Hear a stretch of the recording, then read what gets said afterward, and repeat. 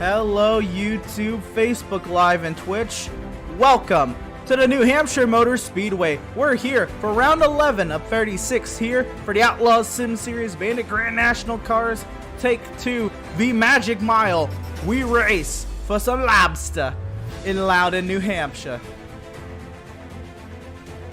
Just over 1 mile, this track opened up in the late 90s. And they called it the Magic Mile. And you know what?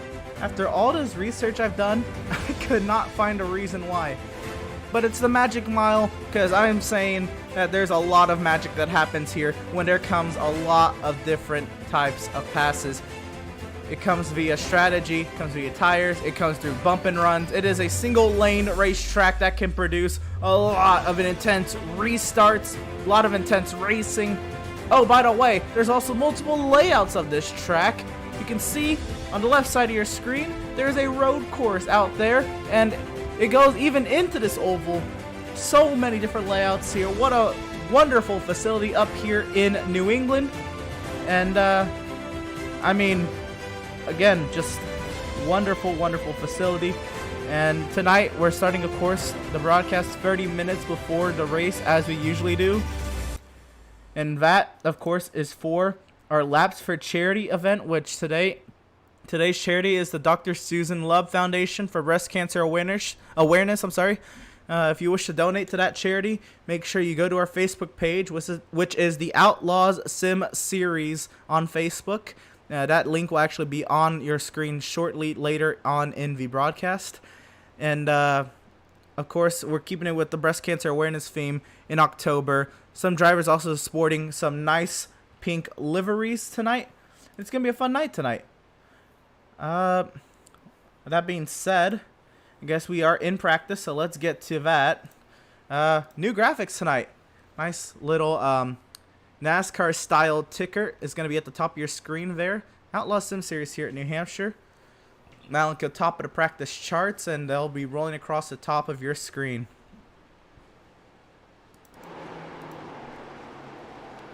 That being said, we also have some business to do. We got to talk to some of these drivers tonight. Excuse me. And first and foremost, we're going to be talking to one of the home track drivers tonight, and it's going to be driver of the 56 car, Adam Gardner. He's from around here. This is your home track, huh?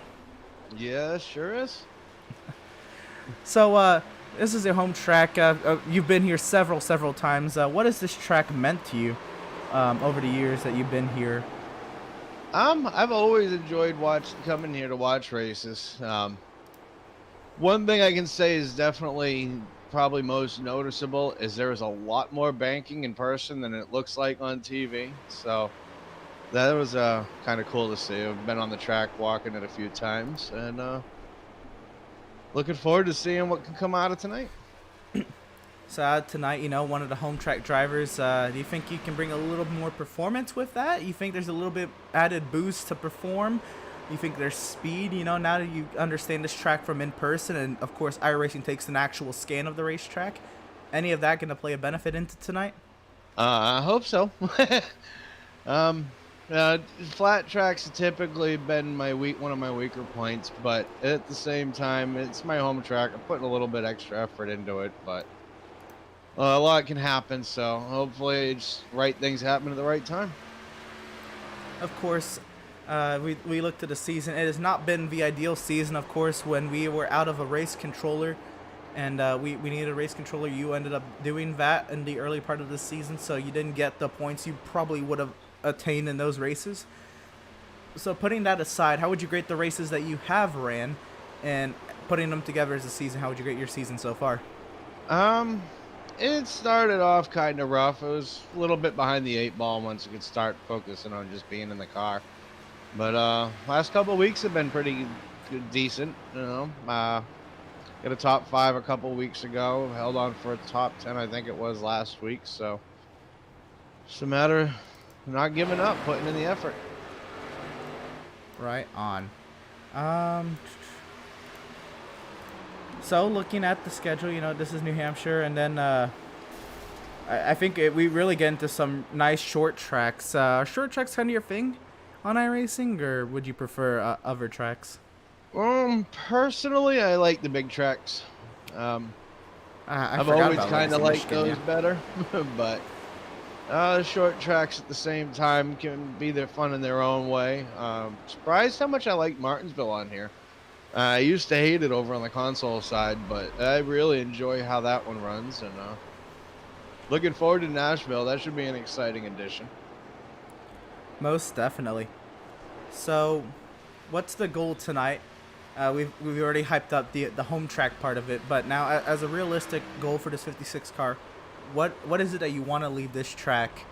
Or what would you do tonight that would make you leave this track happy? Um, Honestly, just keeping the momentum going the way it has been the last couple of weeks. I think top 10 I'd be happy with. This is a pretty stiff competition in here. And I think if I was to get a top 10, especially with it being a flat track, I'd be very pleased. Right on. You got anything else in the tank on these practice boards right now? I think you are scored 19th. Just kind of working on the long run type rhythm. It's track, it falls off pretty quick here, so I think the one lap time is one thing, but it is going to be how you take care of your car, because typically races can go pretty green here. Right.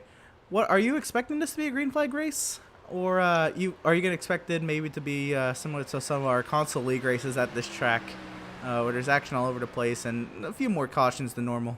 To be perfectly honest, the way the season's gone so far, I would not be surprised to see it be a mostly green race. All right, so we'll peel back the curtain a little bit on the driver's side, and we'll talk about the owner's side, the owner of the Outlaw Sim series here. It's been a great thing that has arisen from console and coming up big here on iRacing. Wow, after these first 10 races complete, as we're on race 11, how would you say that this season's gone so far? And is this what you expected, better than expected, or Oh, what it's you think? definitely been better than expected. I figured some of the guys would be coming over from console pretty quickly. I did not expect just about everybody to make the transition as quick as they did, which was really a nice surprise from an owner's perspective. We're going to be continuing our what we've done the last couple of years with the champion at the end of the season getting a die cast of their car. Last year's champion should be getting his here shortly. Went with the same custom builder again, and just really happy with getting all the guys that had been running in console, the guys that had left console to come over here, coming back once we made the switch over, and then the new guys that have come over. It's really been nice. I think we got ourselves a good core group of guys here, and looking forward to seeing what comes of it. Right on. Well, we will let you get to it as a league owner and partial race controller and also a driver on the track in his home track race. Adam Gardner, driver to number 56, wishing you the best tonight. Thank you, and gonna try to put a good show on, and definitely appreciate everything you do up there on top. I've actually talked to my wife about it quite a bit, and I think one of the best things that has been the fact that you were able to come over with us, and this has been your baby, and you do an awesome job with it, and it really makes me proud seeing how far you've come along with it as well. That means the world to me because this has been an absolute blast to do every week. Gives me something to look forward to every week, and as he said, it's my child, and I've treated it as such. But Yeah, right. definitely appreciate all the work you put in on it. Thank you. All right, well, we will let you get to it here, and got a couple more interviews to hit up. So yeah, we will. Hopefully, we're talking to you on the first side of it. Sounds good, and yeah, hopefully you have a good, nice, solid, clean race tonight, and just bring her home in one piece. Right on. And that was Adam Gardner, driver of the number 56. We got another interview lined up here, and it's driver of the number 75. Right? Yeah, 75. Yeah. Andrew Pratt. Would you count this as your home track? I mean, iRacing lists you as in New England, so. I think I would have to Emerson. It's the closest one, and then I'd say the next closest would be Watkins Glen, but I'm only about 2.5 hours from Manchester. So, have you been to this track at a lot or at all? A handful of times. 2017, Schluter, the company that supplies us with all our tiling backer boards and just equipment that we need to set tile. They sent me there in 2017, and I got to sit on the pit box there when BK Racing was still a thing. Ah. Uh, yeah, because Schluter sponsors them, or did, and they did sponsor Corey LaJoy. I'm not sure if they still do, but yeah. Well, that being said, I was gonna ask you what memories do you have of this track, but I think that's a great one. If you have any others, feel free to share. Uh, One of my memories, it's maybe not a great one, but it's definitely a memory, is my family and I, in 2001, terror attacks happened. New Hampshire was the next race, but they actually postponed it, and they moved it to the very end of the season in November, and it was the one time our whole family got to go together. So that's a fond memory I have. I think that's And oh, go for it. yeah, and trying to remember one of the races I went to, Jeff Burton led every single lap. I think that was in 2000. That's another memory. That's when they put their restrictor plates on them, because that was the year Adam Petty died, I do believe, in turn 4. I believe you are correct with that. With that being said, you've been to this track in person. Any advantage that comes from that, being that iRacing, takes a direct laser scan of the surface? Anything you can maybe, I don't know, detail a little bit better, having seen it in person? Um, well, sitting on the pit box isn't exactly the greatest vantage point to watch a race, but when I sat in the stands, you could kind of see where they ended up running. But the grooves change here year to year with the different packages and whether or not they put the traction compound down. So kind of got to go by what iRacing gives you, which is not a lot of grip, Emerson. Not a lot of grip. Oh man. Yeah, you're looking for a little more turn on entry. It's tight on entry, but then once you got the wheel cranked, it really wants to snap loose on you on exit. So it's kind of a tricky one, to be honest. Well, that being said, what would you leave today's race, this track, being happy with? What is the goal for the 75 car tonight? You are currently 12th in practice, and you're up there in the playoff standings. So, what would be a good result?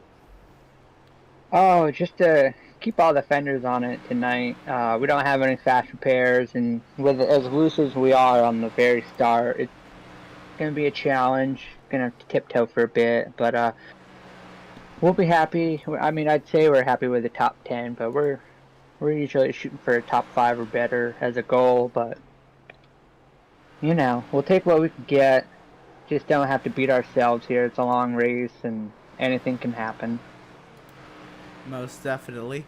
And, yeah, I guess we'll let you get to it. Very, very great stories here from this track. I think it gives a little bit more insight to what has kind of happened over the years here at New Hampshire. Of Well, course. so here's one more funny story, Emerson. Mm-hmm. So when I went here in 2017, I was standing next to someone who's in this league with us, and I didn't know him at the time, and it's not in here right now, but one of the heck's his name? Daniel Suponsky. Ah. Yeah, him and I and his dad were at the Harvick Holler waiting to get autographs, and actually ended up meeting him, or didn't know that I met him, but that was him. And then Scooby was also there the same year working on the infield, so I probably walked past him a handful of times, and we just didn't know each other. I was gonna say you're relatively new to the league as a whole. I was gonna say, have you met up with anybody? But that would answer that, yeah. No, no, we haven't. But yeah, last year was my first full season with you guys, and planning on making it many more. Right on. Well, you're definitely a great sport and a huge support to what got this league up off the ground when we made the transition to iRacing. So, of course, many thanks to you in that regard. And, of course, the Pole Award is representative of your company and all that. The smallest token we can do, for how much support you've given many drivers into this league. And then just on track, you're so much fun to watch, and some great intense battles, especially last week at Bristol. Those were fun. And yeah. Yeah, thank you, Emerson. That really does mean a lot. And over here at the Outlaw Sim Series, we truly are one big dysfunctional family at times, but we are one big family, so we take care of each other. Yes, indeed. Yes, indeed. That being said, we'll let you get to it. Hopefully we see you move up the practice boards a little bit, and hopefully we're talking to you on the far side of this. Hey, thank you, Emerson. Right on. And that was driver of the number 75, Andrew Pratt. I know this is going to be a good one. We have a lot of his supporters in the broadcast chat weekly. And driver number 89, Kevin Thompson, you got me? So I got you. Right on. So, how would you grade your season thus far? You've been in the mid pack, but you've been showing glimmers of speed and getting up there and mixing it up, especially at the plate track, getting up front and duking it out with some of the big dogs. How would you grade your season thus far through 10 races? From right now, probably a 7. I'm just trying to get used to iRacing still. Learning the tracks on this sim and trying to not to burn my tires. Yeah, that is huge factors when it comes to especially racing like a mile and a halves and short tracks. Tires are everything, and yeah, I'm sure you've experienced that. So right now, 15 on the charts. What are you expecting out of yourself and out of the car here at New Hampshire? What would you leave today's race feeling content with? Building on last week, top 10, just stay out of trouble and bring my car to the finish in one piece. Can't argue with that. Yeah, that would be great. Let's see. So you have a lot of supporters that in the chat week in and week out. Who do they? If you know who exactly is watching, what do they mean to you? And does that kind of add any more influence when it comes to like on track action? Like, do you feel more motivated because of your supporters? Oh yeah, that's my father, and he watches every race, and it means a lot to me just seeing that I have support, and hopefully I can get him a win one day. That would be epic. I know you bring a lot of support into the league as well, and every little bit helps the league in general, gets the numbers up, which gets us more exposure on all the media platforms, and it is a great series here, and you're definitely part of it. What is what has been the competition been like this season around you? Have you been raced clean or hard, or what would you take away from this point of the season? Because we've hit all kinds of tracks. Oh yeah, it's been good, very good clean racing. The league's very sharp and very hard racing between everybody and a lot of fast people. Right on.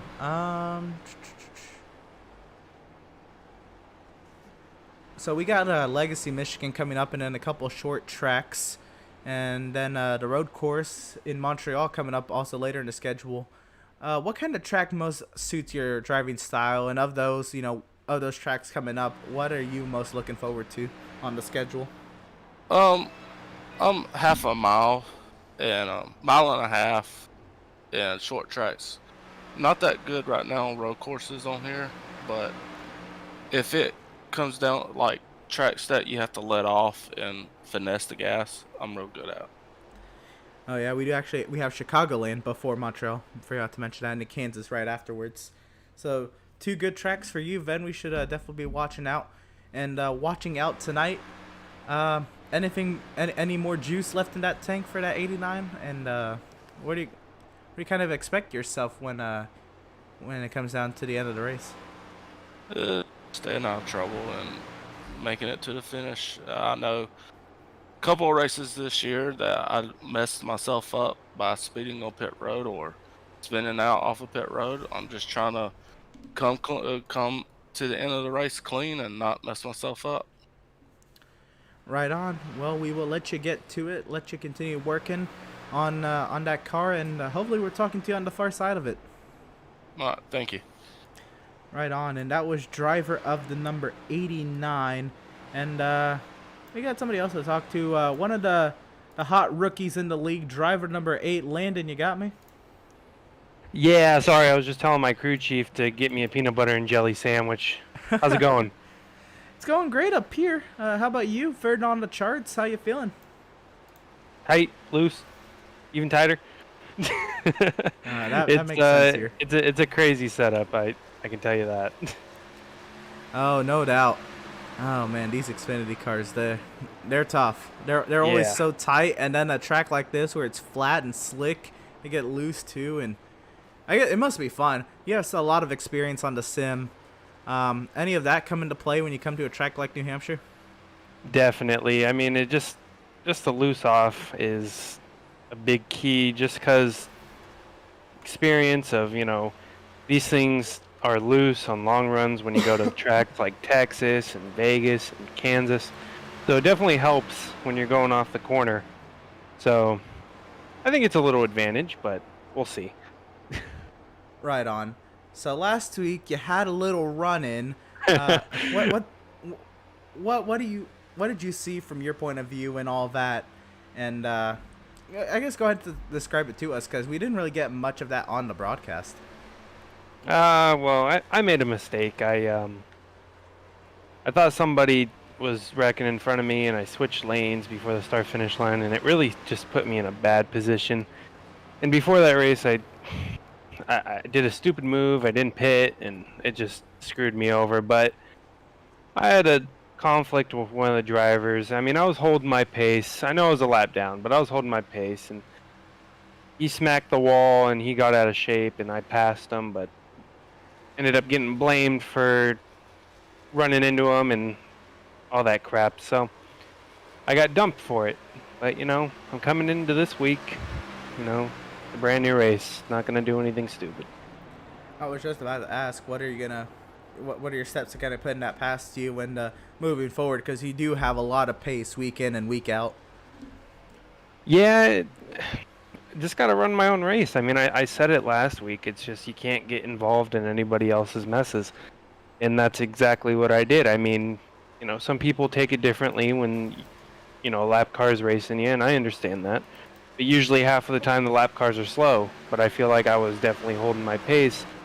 But like I said, I'm not gonna take anything serious right now. It's second race in. There's no point. Don't want to hold grudges on anybody. So. Right on. I think that's an excellent mindset coming into today. Where again, I've said it a few times already. You're third on the practice charts. What's the result we're expecting out of this 8 car? What would you leave today being happy with? Top 10, honestly. With the way this track is, yeah, definitely take a top 10, get those points, make up for last week. Definitely be happy. Right on. So I expect to be talking to you on the far side of this, but best of luck to you tonight. Hopefully we are talking to you on the far side of it, and yeah. Well, it'll be fun to watch that number 8 car tonight, won't it? Yeah, I appreciate it, Emerson. I appreciate everything you do up in the booth, and it's just, you're awesome week in, week out, so keep it up. Thank you. That means a lot, that to have all the drivers support when it comes to this, because it is tough, and y'all enjoying it and being very appreciative of it makes it so much easier. Yeah, of course, buddy. Right on. So that was driver number 8, Landon Cardillo, and Let's see, Mike is muted there. So we'll leave that alone. As practice comes to a close, we'll be right back. Take a quick little break, and we'll be right back to the action here at the New Hampshire Motor Speedway. A fun track tonight. 3.5 minutes left to practice. Don't go away. We'll be right back.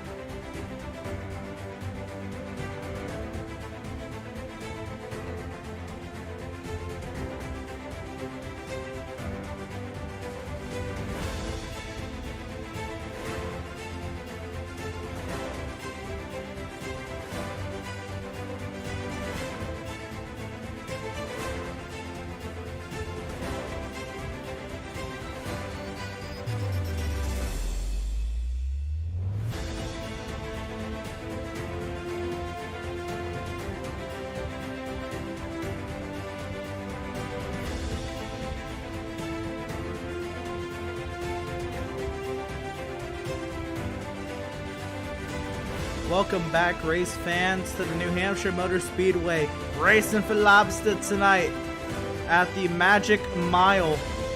Fun night it'll be. And, yeah. Let's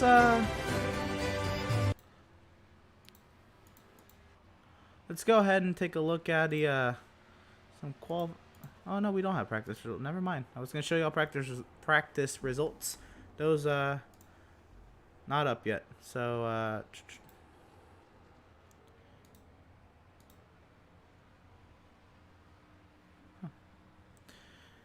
anyway, we'll go ahead and we'll get to qualifying coverage here. Let's get to it.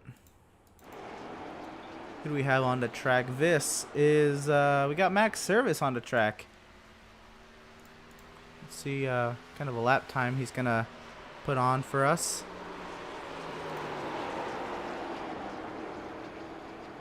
Max Service working his way around.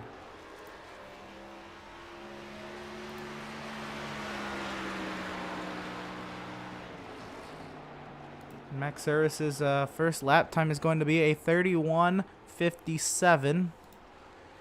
And we're going to have times on the board now.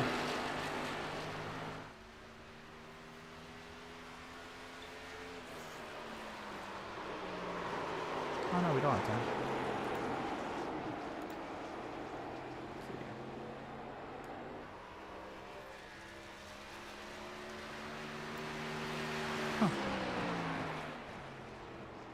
The Max Service, though, he does not improve on his first time. He'll go second quickest.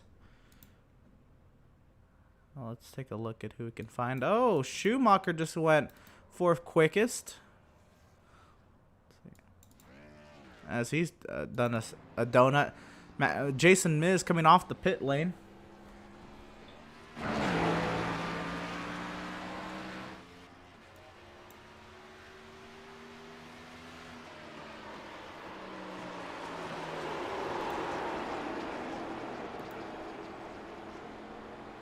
There we go. We got times now scrolling across your screen. Here comes Jason Miz to start his final timed lap. And now 5 times on the board.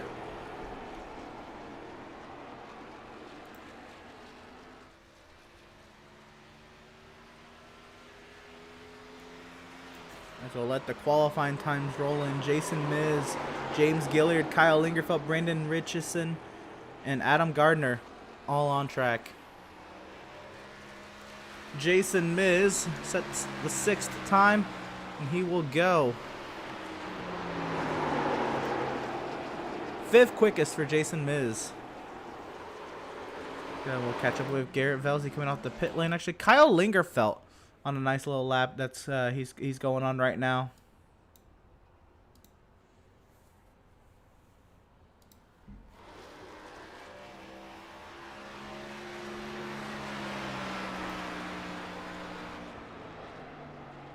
Lingerfeld now starts.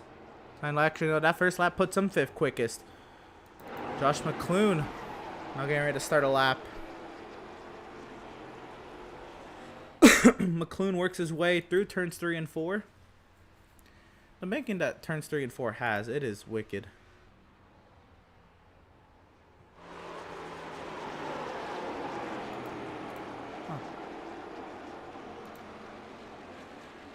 Lost our graphics for a moment, but James Gilliard goes 6th quickest over Kyle Lingerfeld. Schumacher 8th, Brandon Richardson 9th. Still watching Josh McClune.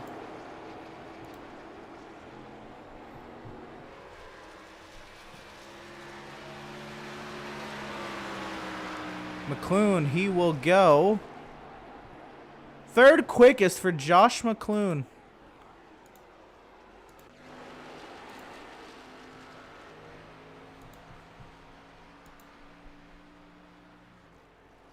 Nice job for Josh. So, see Adam Gardner, his first lap puts him 11th. We're looking around. We'll see where Adam Gardner ends up.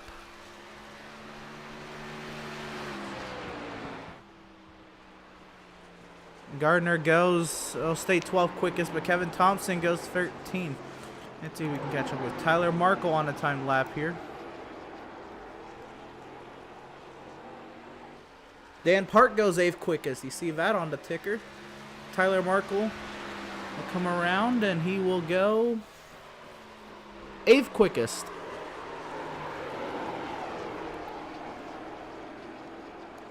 Tyler Markle still got another lap to go. Oh, how about fan favorite Seth Berger coming off the pit lane?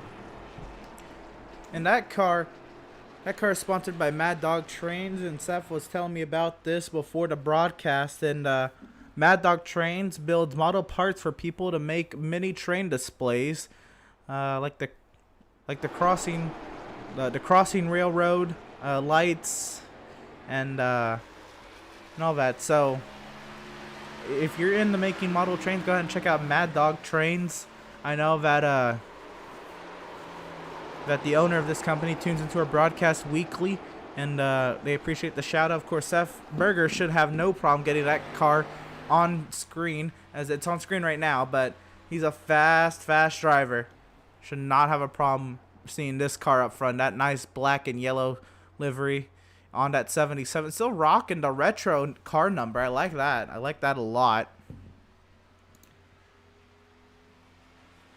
Seth Berger's first lap puts him 6th quickest, a 31.455. Andrew Pratt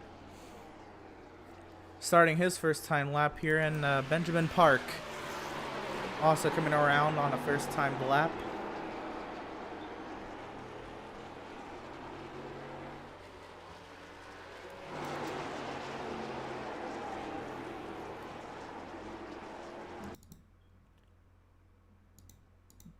Ben Park goes 7th quickest, while Seth Berger goes 3rd quickest. For Seth Berger, Andrew Pratt goes 16th quickest. Still drivers on timed laps here, Benjamin Park.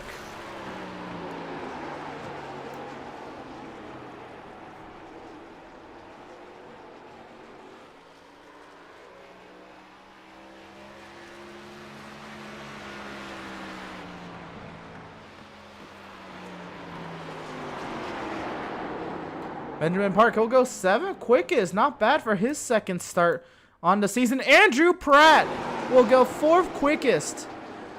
What a drive from Andrew Pratt.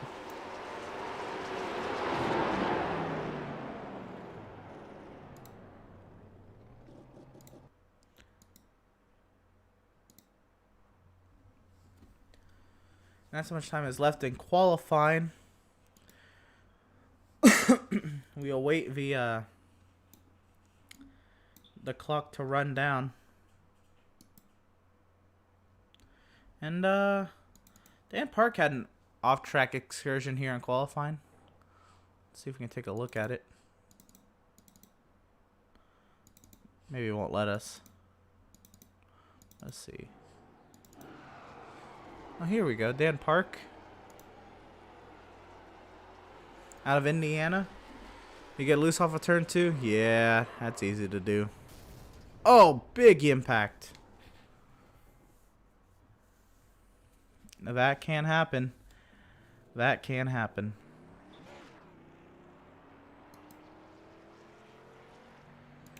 Just got back going again, and how about that? The Hampshire Motor Speedway, live, free, and race. Main entrance pylon there, getting a nice look at the back straightaway. And nobody else looks like they're going to head onto the track, which means Malenko is going to win the Pratt, Tile, and Stone Pole Award. And Pratt, Tile, and Stone, of course, showing all your tiling needs since 2003. And Malenko wins the pole with a 31.225 over Landon Cardulo's 31.263. Seth Berger's 31.312. As we get ready to get to work here, time will expire on the session. Starting orders going across your screen. We'll try to get our starting grid going on for you all. Checkered flag will fly on the session, and we had 18 times take place here. Oh, now we have access to qualifying results. That's funny. But let's go ahead and go through our starting lineup. And of course, well, it's a little inverted. They should be flipped. We'll make sure we'll get that flipped for next week. But anyway, Malenko will start on pole. And to his, well, right side, that shows left on your screen. I guess this would be facing on the TV. But to his right side, we'll have Landon Cardulo. Row 2, we'll have Seth Berger and Andrew Pratt. Row number 3, we'll have Josh McClune and Max Service. Row 4, Jeremiah Stutzman and Benjamin Park. Row number 5, Andrew St. Court and James Gilliard. Row 6, we'll have Tyler Markle and Daniel Park.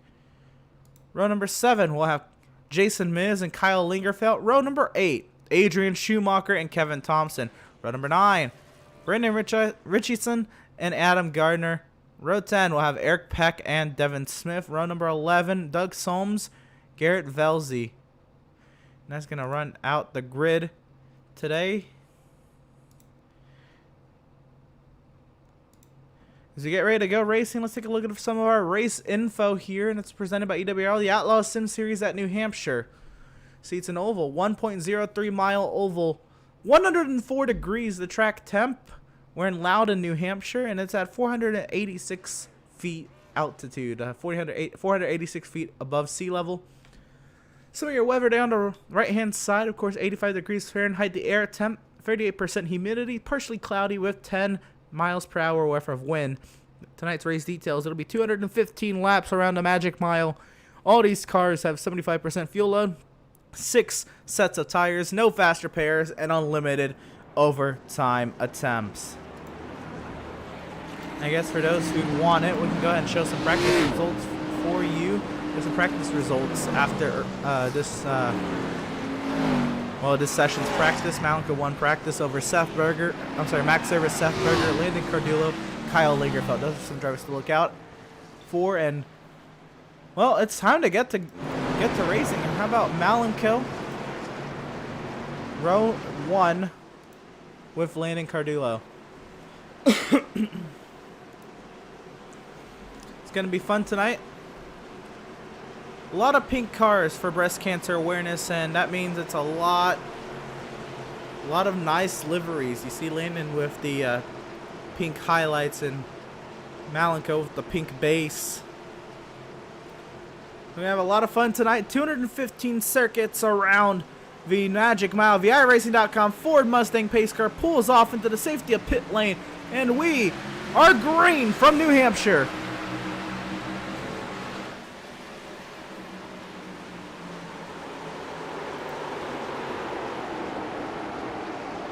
Up the inside, looks Seth Berger. Cardullo wants to go to the outside. Malenko under attack. Down the backstretch we go for the first time tonight.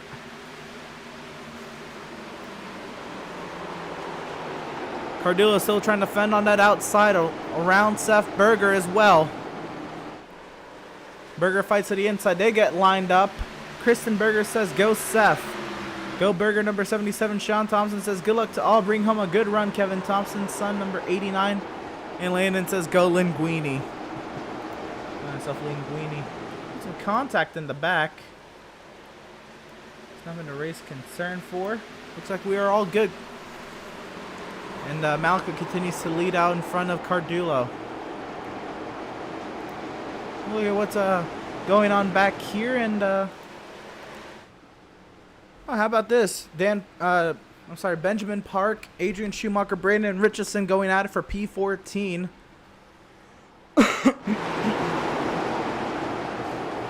I'm sorry, that's Dan Park. Benjamin Park actually out-qualified Daniel Park. Good on him, but we'll find our way back up here. Service still trying to pressure McClune for the 4th position. Working lap 3 here. And this is where the fun comes in. This is a single groove racetrack that really tends to reward patience. Patience is going to be key tonight at New Hampshire. If you're able to be patient, good on you. You'll probably find your way moving forward even better. Because if you start to get aggressive, yes, you'll move up positions and you'll make some enemies. And you don't want to make enemies at a track where it's a one groove racetrack and you can easily get a bump from behind and end your day. I mean, I guess you can get that really anywhere, but this track, there's only really one way to get around this place, and you don't want to make enemies because they will have no hesitance when they come up to race with you. Back here, how about Kyle Lingerfeld working on Adrian Schumacher? This is the battle for 15th. Garrett Velzy back here as well. Jeremiah Stutzman out of Florida in that number 71 car. How about rocking that CarQuest Ford Mustang livery? He works on the front straightaway. Jeremiah Stutzman having a nice solid run. Of course, the highest driver without a win in the point standings. Andrew Pratt, back to Jeremiah Stutzman, I guess.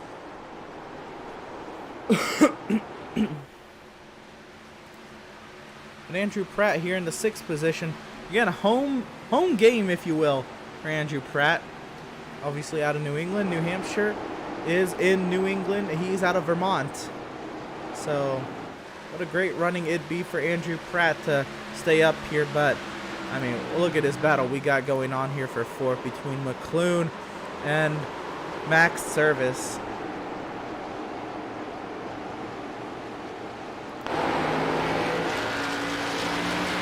Dashboard and right hand side there to see what the speed's rocking at.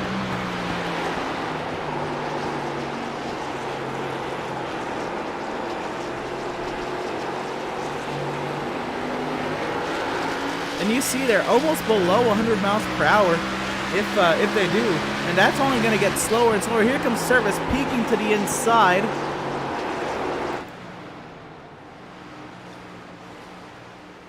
They continue to duke it out. They're starting to reel in Seth Berger. They're not too far behind Seth Berger. Actually, they're about a second behind. And here comes Service to the inside of McClune. Service trying to get the power down, but McClune's going to have to run on the outside. They're going to go side by side down the front straightaway. McClune still fights hard in that Combos number 18 Toyota Supra. Meanwhile, Max Service in that HendrickCars.com number 81 Chevrolet Camaro. He gets cleared of Josh McClune and Max Service's car. I mean, that is a nice livery. That, reminds me of the 51 car from Phoenix Racing Kurt Busch used to run. And what a great livery. I'm sure there's many, many drivers that ran that car in that livery that I am not coming to name because I don't have their names on the tip of my tip of my tongue, I'm sorry. And yeah, you can, I guess, go on me for that. But Kurt Busch is the driver I think of most when I see this livery.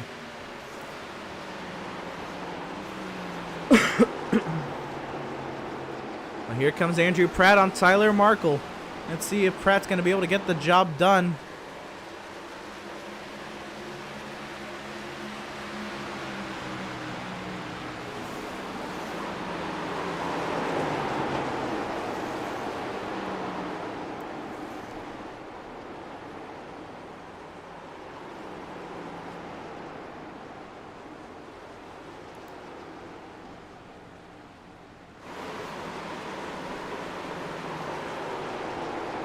Tyler Markle is still doing a nice job of fending off. Oh, somebody behind them was James Gilliard. Had a little moment there in the turn 3. All is well there.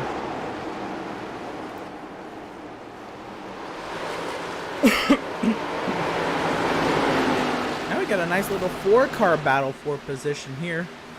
And yep, there it is, the battle for 8th.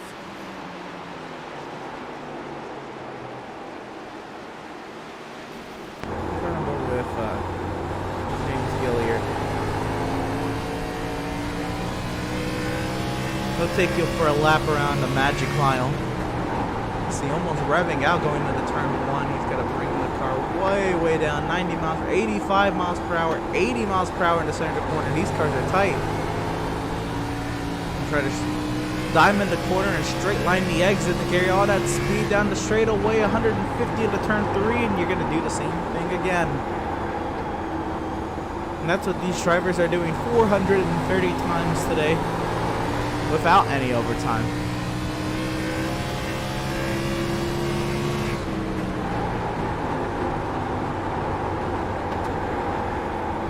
There's Pratt working to the inside of Tyler Markle.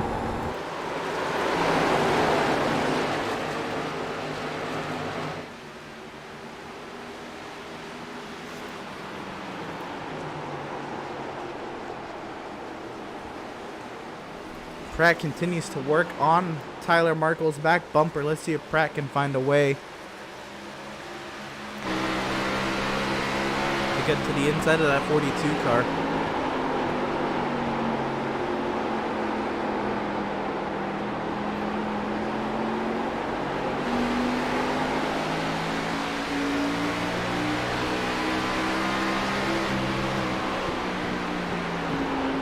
On board the 75 Andrew Pratt and that Schluter system number 75 Ford Mustang. Lisa Pratt says, go Andrew Pratt, you've got this.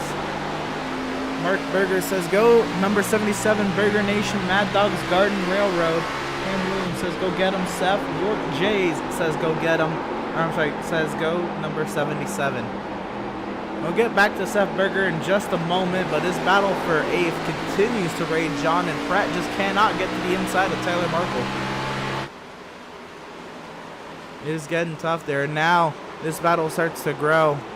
We got a good chunk of cars in this battle. Everybody all lined up.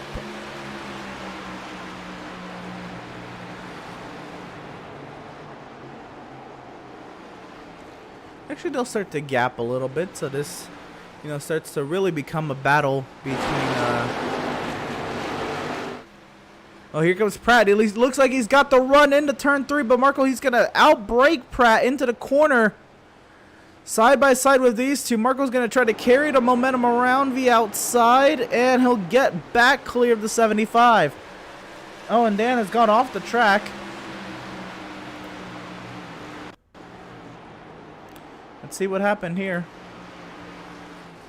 This is Dan Park. He just got loose off of turn 2 and holds on to it. We'll get a little bit of grass. Woo! Saw how that suspension worked, but no harm, no foul. Let's get back to racing, yeah?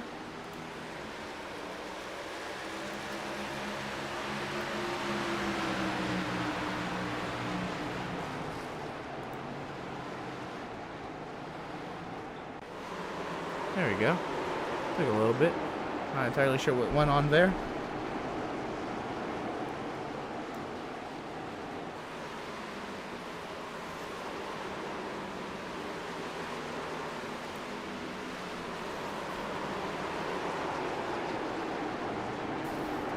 Oh! Contact behind.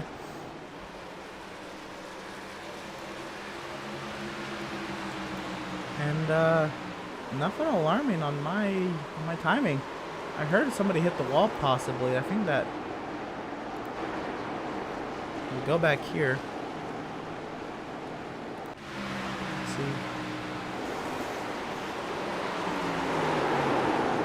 No, not really anything. But this is the battle for the 11th position here between Andrew St. Clair and Jason Miz. Go back live with this battle.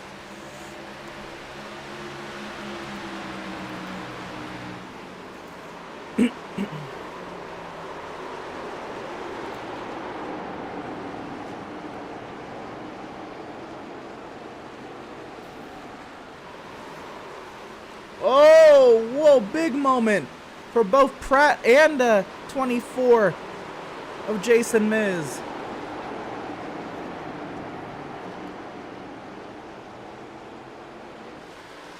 So we're going to be starting to think here. 75% fuel load. These cars go about 100 laps or so, give or take. And so this looks like it's going to be a two-stop race where you pit at 75, 150, and then go to the end if we stay green the whole way. Oh, Marco had a problem. He's falling back. He's giving up the spot to Pratt.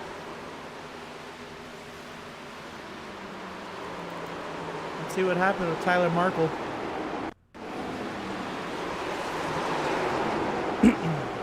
Pratt got to the inside of Tyler. And Tyler just went up the racetrack.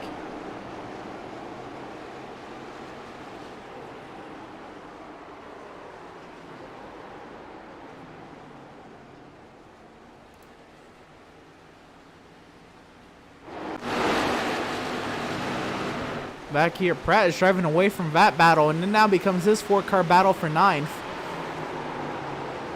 Miz trying to clear Tyler Markle into the corner. Markle still fights back around the outside. Oh, Miz loose! Can he hold on to it? He's going to slide back across traffic. Oh, he's going to get hit by the 33.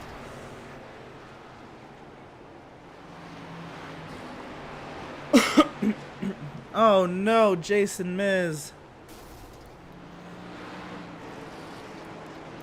And the 33 of Gilliard, what happened to to Gilliard. Did he survive? He got a little bit of damage. And this will be a yellow on the speedway. So go ahead and we'll take a look at a replay here. And I mean, we saw it on broadcast, but Miz just got loose off the corner. He tried to lock it down once, kept it off the inside wall, and Gilliard nowhere to go. Man, you really do hate to see it.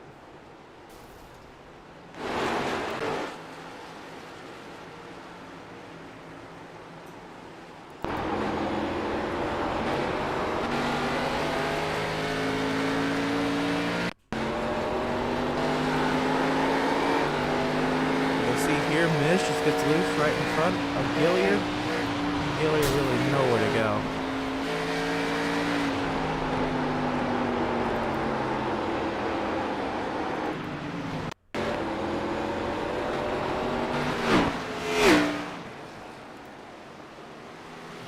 Miz slides and bam, nowhere to go.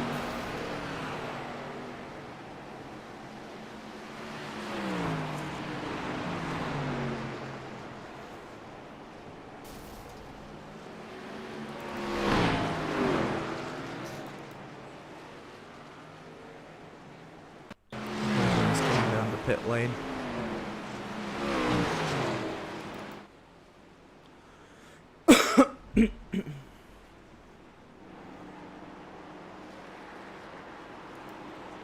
we got now. The leaders are in. So I have Malenko leading the charge down the pit lane.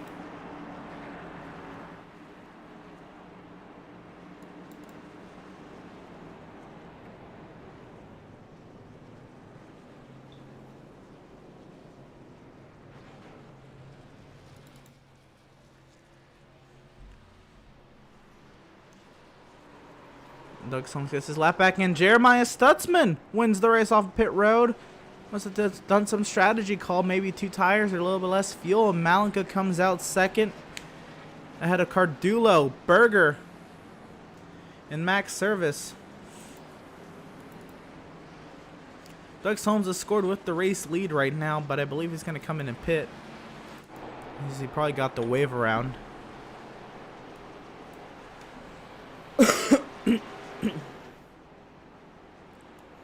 Let's see who we can talk to. Tom Merkel way down to running order. He probably has some damage there, so we'll see if we can hit up. We didn't talk to him actually in the practice session, so let's go ahead and talk to our. Well, he was our race leader, but currently second position right now, Malenko. How you feeling after that first stint? I said, how are you feeling after that first stint?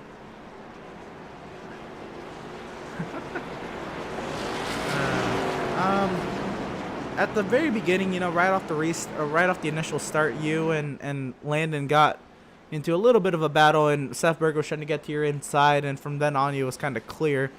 But do you anticipate any moves like that on the restart? And with Stutzman starting ahead of you now, we're starting to your left side.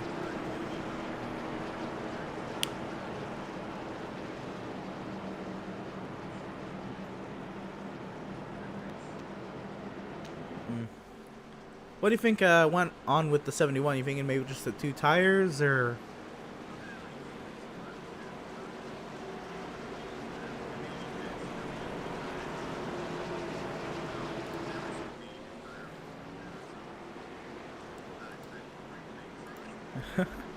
I was gonna say, you know, 30 laps. That's not, you know, not a long time, but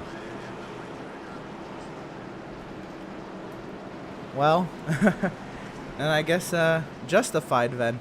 But let's see, did y'all get the 1 to green here? Yeah, y'all did. So we'll let you get back to it. Leading a lot of laps here early. We'll see if you can get back up front. And that was driver of the number 7, Malenko, hard at work there. And yeah, let's get to it here. I'll put the scoring back on your screen, and Jeremiah Stutzman currently does lead the field right now. And we'll see what he's able to do. From the race lead, 2 tires, the iRacing.com Ford Mustang pace car pulls off into the safety of pit lane. Let's get back to racing. We're racing once again for some lobster in New Hampshire.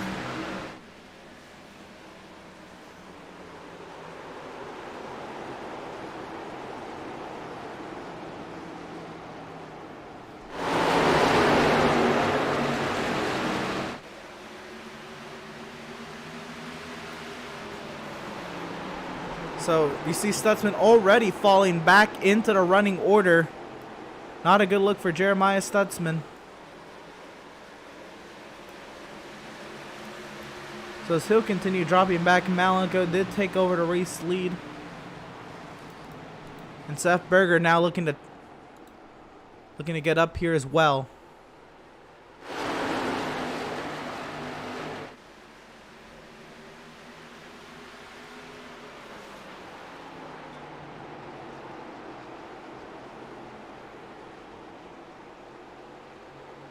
We'll fall back into the running order and see what's really going on here. And we were just talking about, we'll move on forward actually.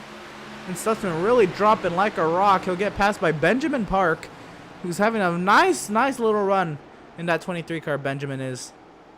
Oh, we got a battle back here. Battles all over the place. But this battle for 12th.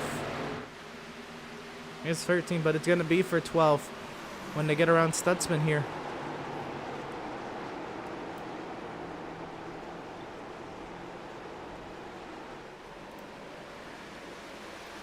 Stutzman dropping like a rock now. He'll have to fend off Tyler Merkel to his outside, and 2 tires are not working out too well for him.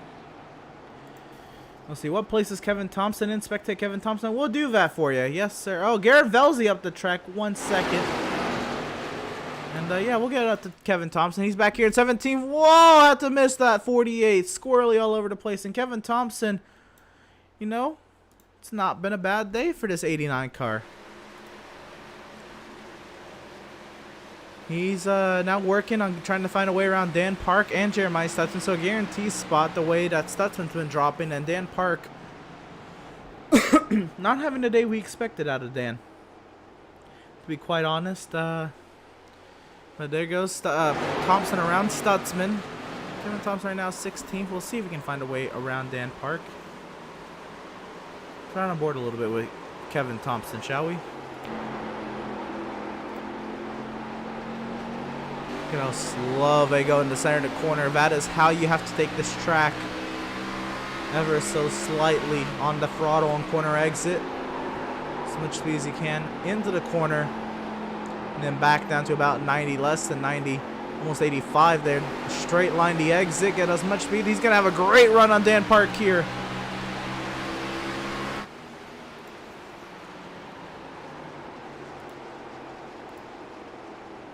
Thompson on Parkey did not take the run. A little shocked with that one. Oh, there was a pass for second. We'll take a look at that real quick. That is not it. Pass for second here was Cardullo and Seth Berger going at it. This is Cardullo to the inside of Seth Berger into turn 1, and what a quality way to pass here. And Seth Berger's going to race him really clean, and Cardullo, he's got the speed. He'll clear him on exit there in service. We'll fall back as well. Go back alive up here. And Malenko, I mean, just doing his thing.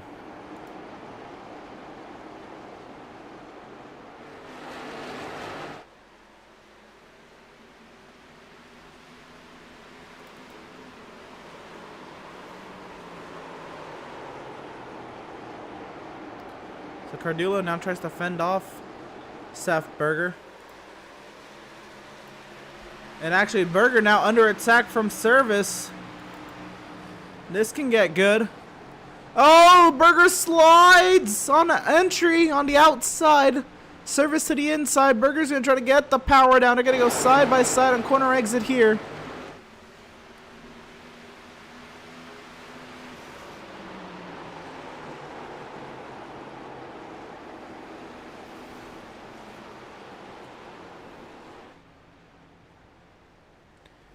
Wow, what great racing. Seth Berger on the outside, Max Service on the inside.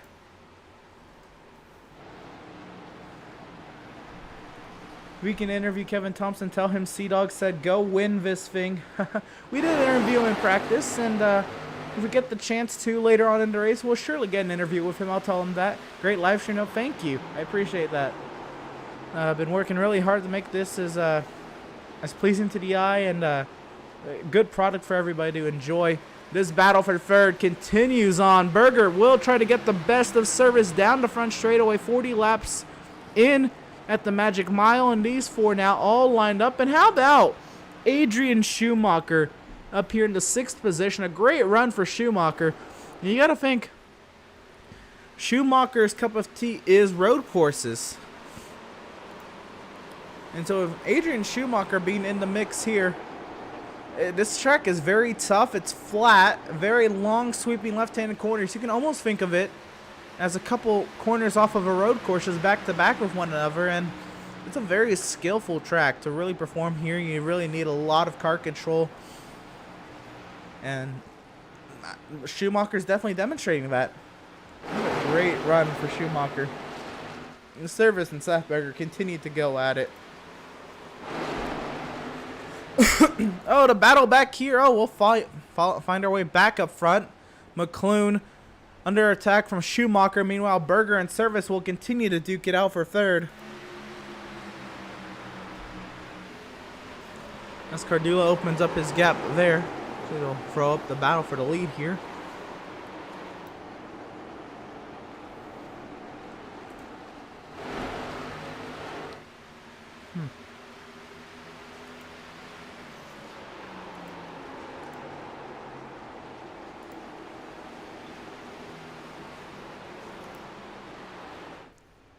The Service and Berger going at it. And now Schumacher with the run to the inside of McClune. He had a little bit of a peek on corner exit. We'll see if he can get back around with it.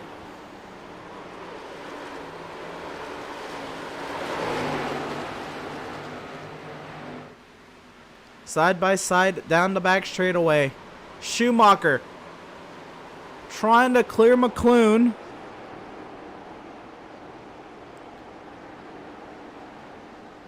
And Schumacher will get clear into the top 5. What a run from Adrian Schumacher. Here comes McClune to the inside. He peeks, but Adrian Schumacher from Illinois into the top 5 on an oval. Of course, he won at Daytona, but this is a short track, and Schumacher said he's not too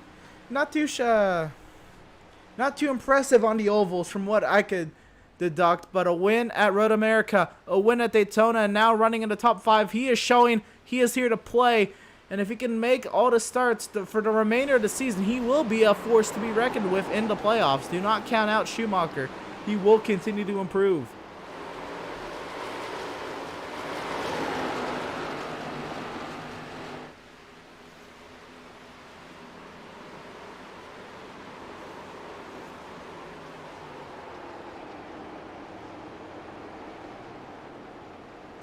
So Schumacher in P5. Let's see what else we can find around the racetrack. And it's McClune right now. 6th position under a little bit of a attack from Devin Smith. Here comes Smith on Benjamin Park for 10th.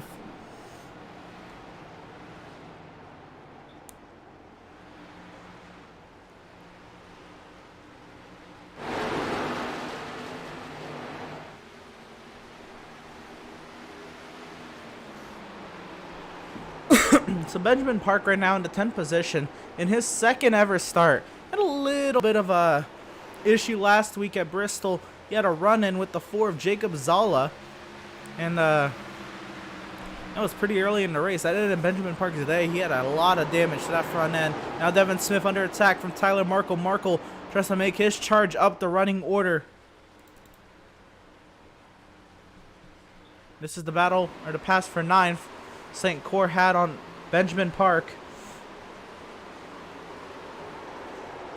He just kind of slid it in there. We'll find our way back alive. And now Park getting passed by Devin Smith. Now under attack from Tyler Markle. Let's turn on board with Tyler Markle.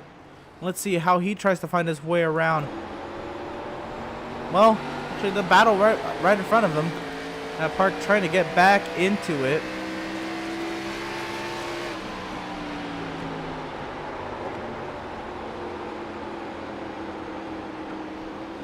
All the way down to 86 miles per hour at the center of the corner, at the apex of the corner.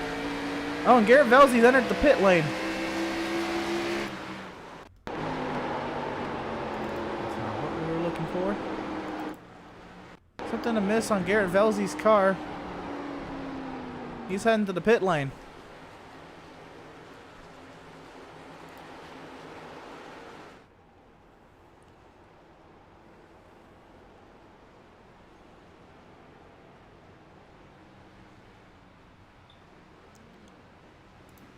Find our way back alive.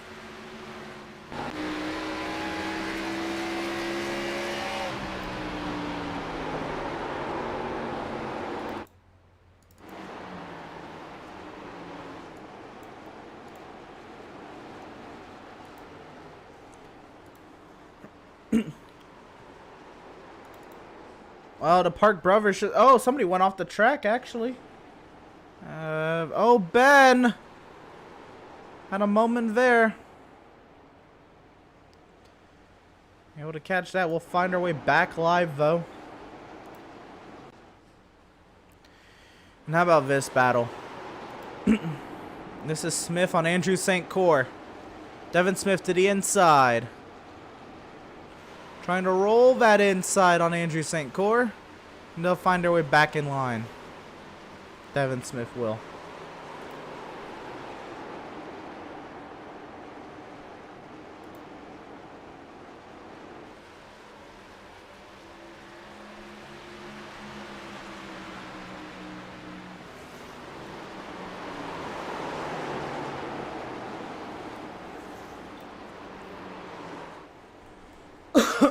Tyler Markle trying to enter this battle as well.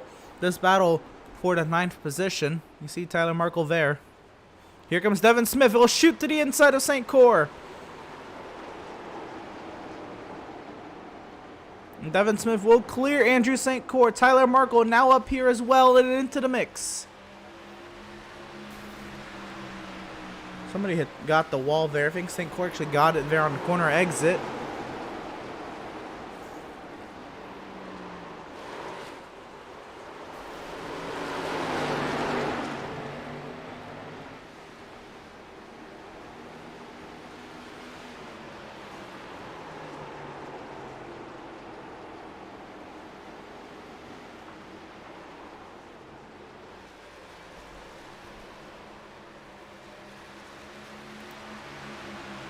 And Garrett Velzy is still in the pit lane.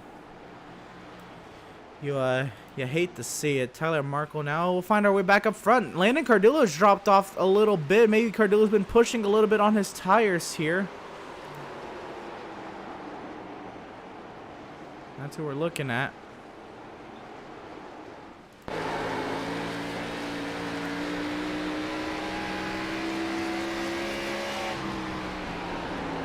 We'll see if Malenko is saving anything. If Berger and Service can get going here, maybe they can make a move on the 7 of Malenko.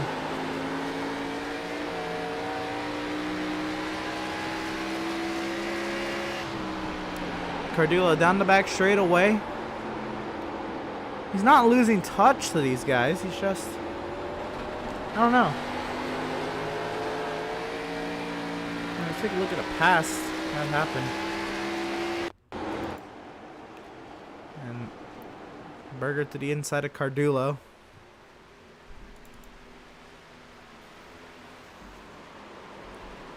And Berger still sliding on the entry. This is the replay here. Wow, very, very close. Very great racing between these two. And then Max Service also got to the inside. And I'm assuming same song, second verse.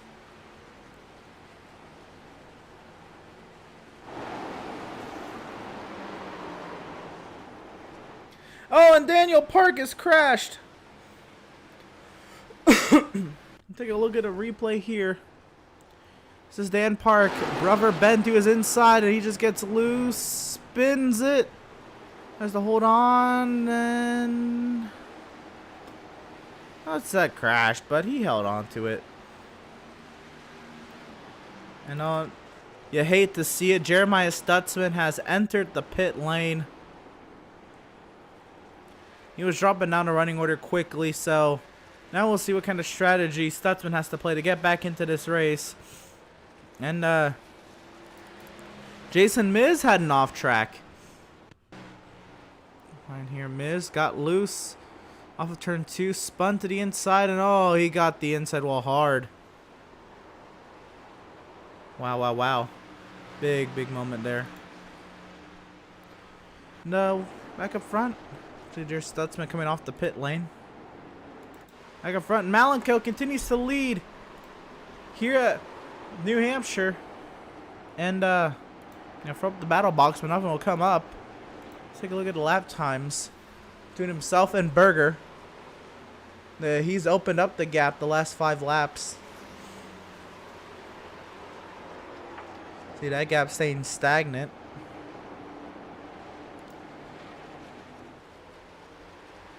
And lap times there, you see. Berger was faster on 55 and 57, but overall, actually Berger's been closing here. Berger's lap time faster. So Berger trying to close that gap. Berger is closing that gap. You see it there. He is closing. As leader Malenko come up to lap 13 of Doug Solms. Let's find out what's going on here. Cardullo in 4th, and now this battle for 2nd. Oh, this is getting good here.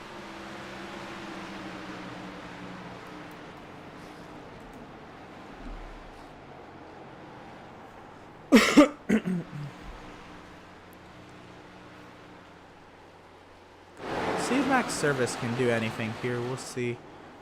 We're right on board with Max Service. We're right in car with Max Service.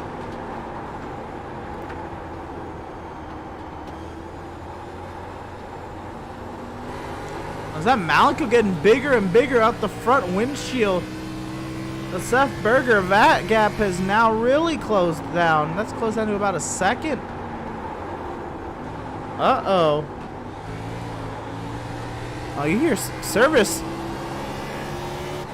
Right there, he's shifting. Take a look at his dashboard here and you'll see him shift.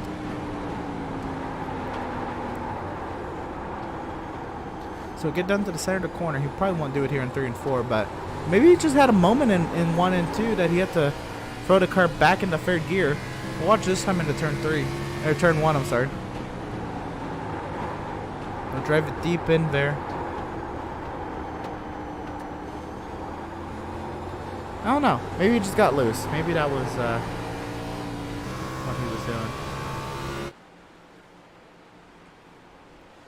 We'll see if Malenko's shifting in the center of the corner. Not really, but Seth Berger.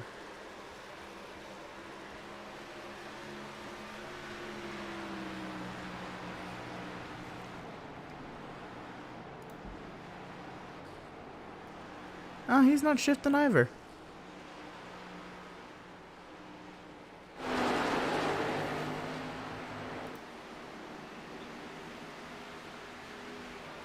See, he's doing himself in service. He's been gaining on Max Service.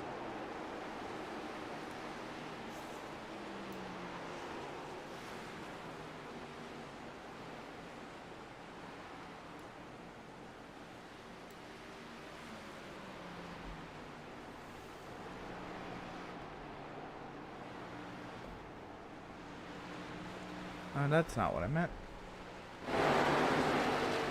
My bad there.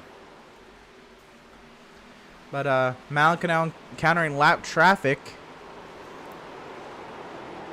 And Seth Berger, he is there.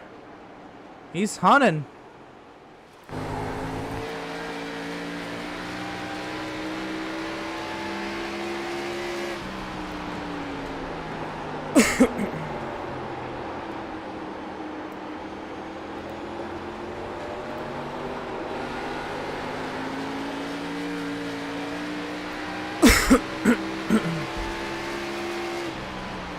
there between Berger and Service. I'm sorry, Berger and Malenko. Malenko's been losing time, up 4 tenths that last lap. Of course, they were battling with the lap car there.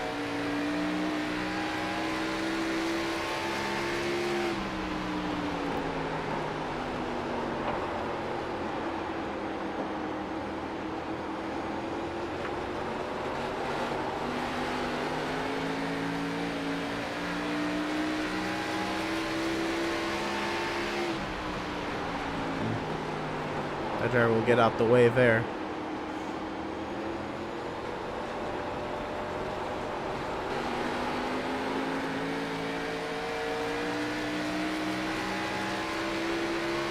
He's hunting.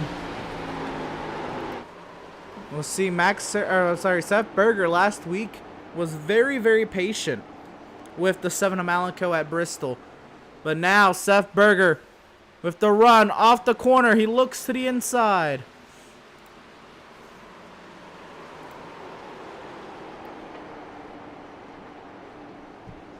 Come on, Seth, take this one. Mark Berger says, let's go, number 77. You got this, kid. Pam Williams says, happy hunting, Seth. And he is trying. He is going for it. And now we have a 3-car battle for the race lead here.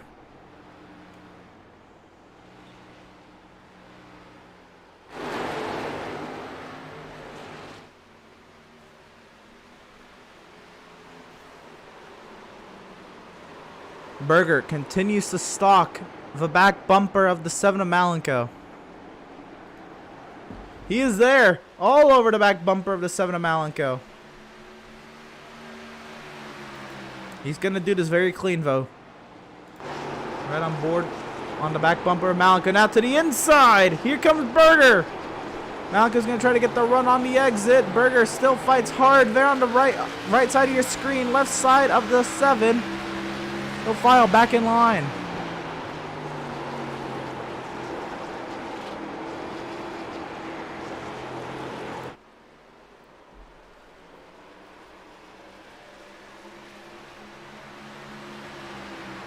Three cars under a blanket.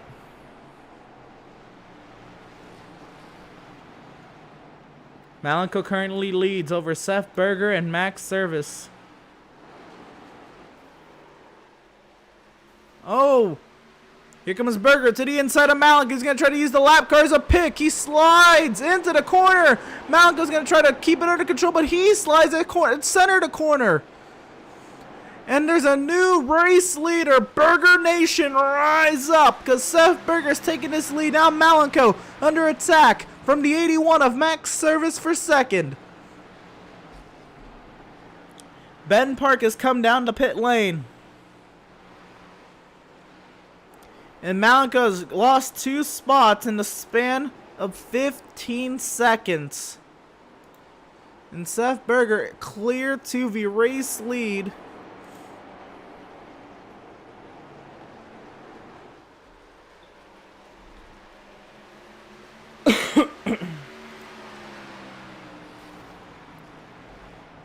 Ben Park has left the pit lane, and this, if we went green without that first yellow, if we went green, this is where we'd expect that first round of green flag pit stops to come in.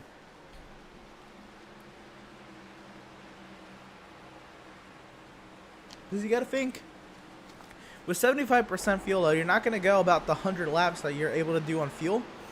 You're going to have to do about 75 laps on fuel. And that being said, when these drivers have pitted, well, let's take a look at that actually. They last pitted, 47 laps ago. You see all the stint links there. The right side of your screen. Between the 2 pit stops. And with Seth Berger in the lead, I think it's time for a little bit of crank it up. Let's get to some fun here. And we'll let the cars speak for themselves.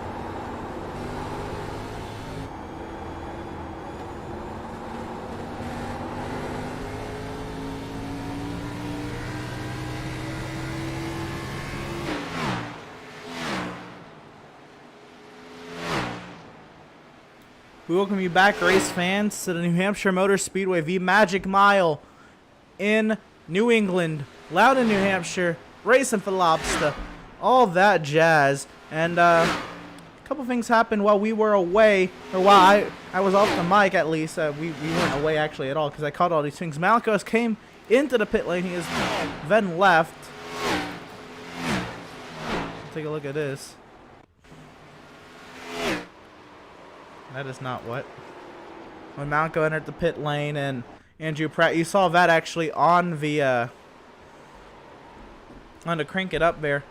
Andrew Pratt pitted, and Ben Park left the pit lane. Kevin Thompson has also entered the pit lane, and Doug Solms has crashed. This is Kevin Thompson coming in. Now we'll look at Doug Solms' crash here. Catch a replay of it. This is Doug Solms heading into the pit lane. He was going slow. Oh, did he run out of gas or what happened here?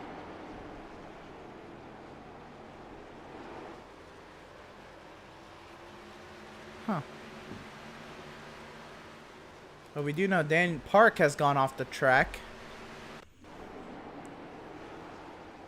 You're getting loose off of turn number 2. Of course, holds on to it. Dan Park out of Indiana. And unfortunately, the same thing happened for brother Ben. Ben going off the track. And coming up to Brandon Richardson, and just goes for a wild ride there. We'll see. Well, Adrian Schumacher entered the pit lane. He was up there as well. Schumacher running into top 5. And now Seth Berger, our race leader, is in. We'll actually go live and we'll catch up with Seth Berger entering the pit lane.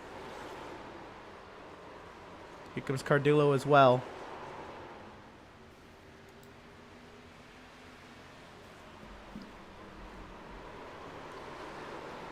There goes Berger leaving the pit lane.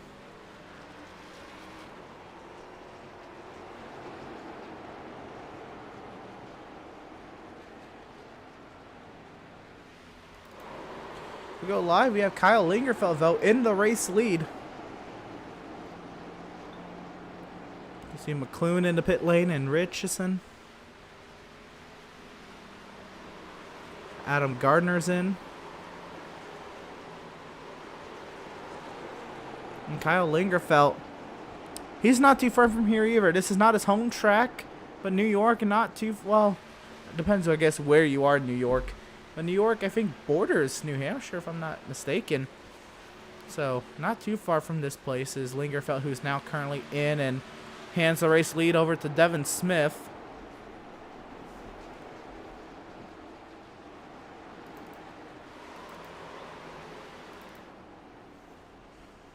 So Devin Smith currently leads. We'll see when Smith enters the pit lane.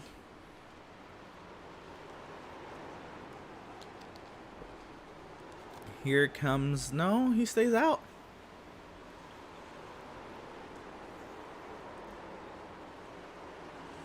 Andrew St. Cor is in. I'll tell you, everybody who's pitted, everybody from 4th on back on scoring, so Malenko, Max Service, Seth Berger, everybody who hasn't pitted is, well, Devin Smith and Tyler Markle. That's Markle going for a lap lead here, but Devin Smith wants maybe to run this tank out. Smith stays out once again.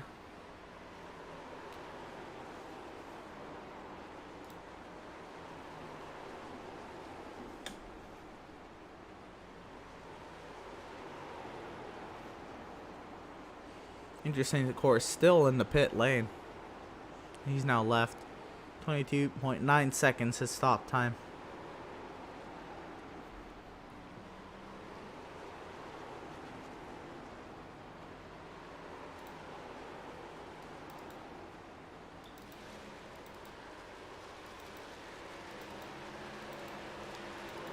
Now Malenko passing Tyler Markle for position. We should see Tyler Markle maybe hit the pit lane this lap. No, James Gilliard is in.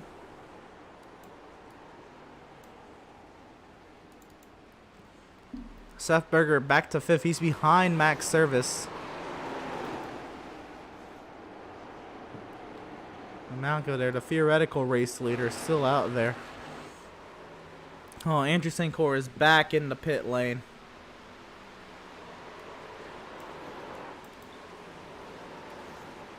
Oh, and he had to serve a pass-through penalty.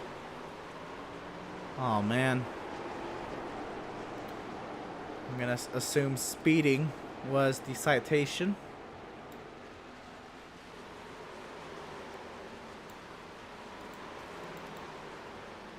Devin Smith's still out there, though.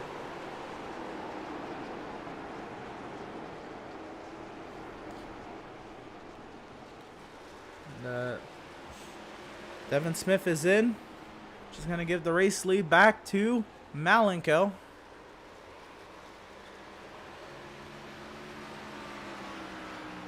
And Malenko now takes over the race lead. Tyler Markle's still out here, though, even though he has yet to pit, so. Show the lap time comparison. Sorry, not the lap time comparison. But himself and Seth Berger. There you see the difference in lap time. And Delta there. Now Tyler Markle makes the left-hand turn in the pit lane. And Tyler Markle is in. Seth Berger. Of course, he has the fresh. Oh, contact there! Kevin Thompson and Josh McClune. I'll take a look at this. McClune drives it in a little shallow when Thompson was trying to, I guess, turn in to follow the racing line, and bullied out of the way is Kevin Thompson, courtesy of Josh McClune. One more time. Oh, there's a pass for the lead. Actually, we'll get back to that. We'll take a look at the pass for the lead as Tyler Markle comes off the pit lane. Service dives it to the inside of Malenko. And Max Service is taking over the race lead.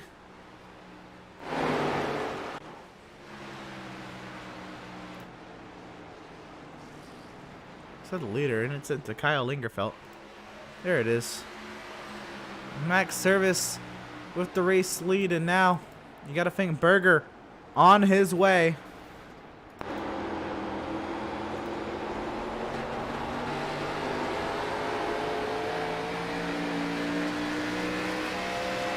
Berger to the inside.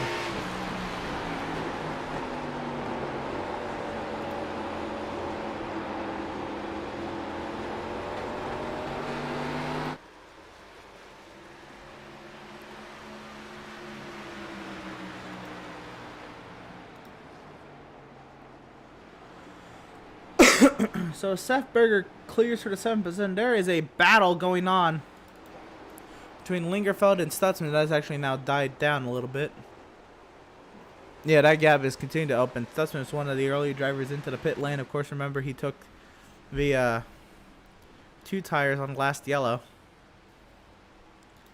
So Kyle Lingerfeld there in 7th, and that tells the story right there. Max Service continues to lead. Want to make sure you know today's charity is the...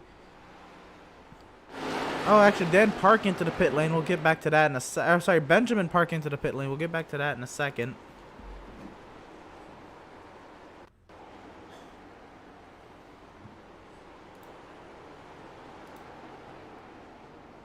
It's not what we were looking at. This should be it. Ben Park coming into the pit lane, and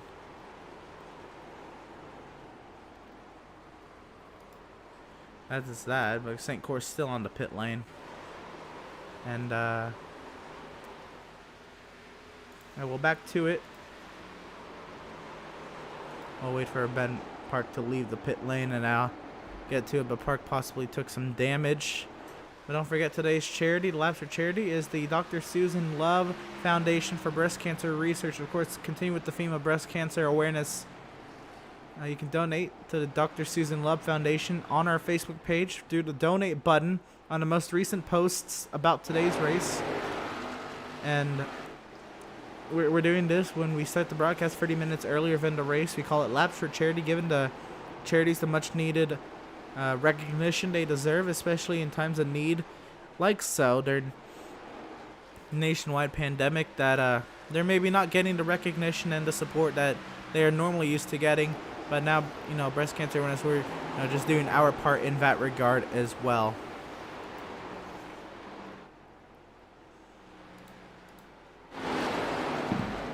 Have scoring back up on your screen there. Max Service continues to lead over Seth Berger and Malcolm. Taking a look at the weather real quick. I was gonna do that. No, there it is. Well, the in-sim date is May 15th, 2020, and the in-race time is 4:40 p.m. You see the 10-mile-per-hour wind. Oh, that's a wind degrees. I was like, what is that? Wind degrees, I'm sorry. See, 337 degrees. That's almost north. That is northwest. 85 degrees Fahrenheit. You see the air pressure. 38% humidity, partially cloudy, and track temp 99 degrees. The air temp 85.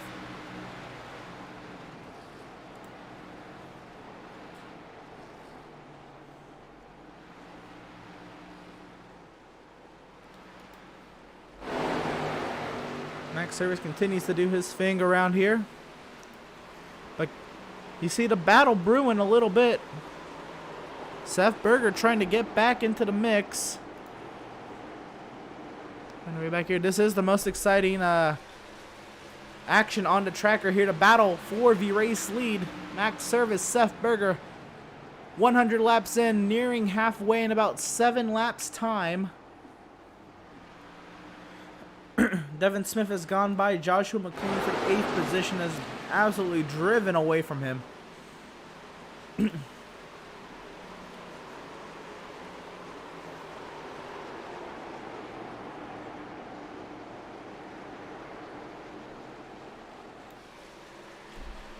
Service loose there on corner exit. And Seth Berger trying to reclaim the race lead.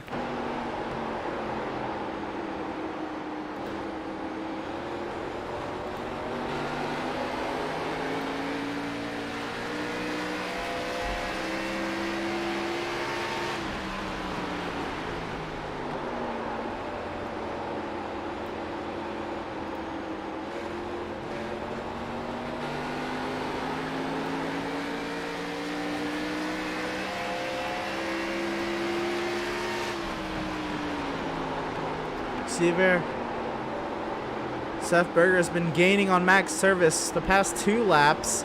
2 laps prior, Service was faster.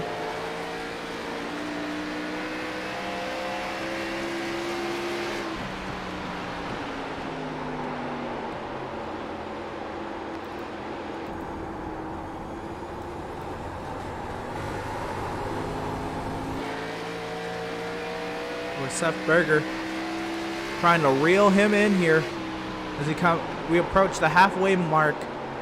Max Service went faster that lap. As they approach lap traffic, though, this could become an issue.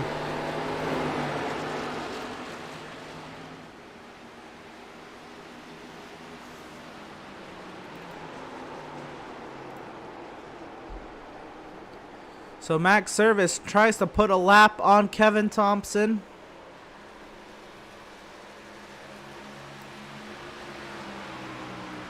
Kevin Thompson still fights hard, but Kevin Thompson, the first car 1 lap down in the 11th position. I tell you, there's 10 cars on the lead lap now. Jeremiah Stutzman, the last car in the lead lap. Take a look at where Jeremiah Stutzman is at.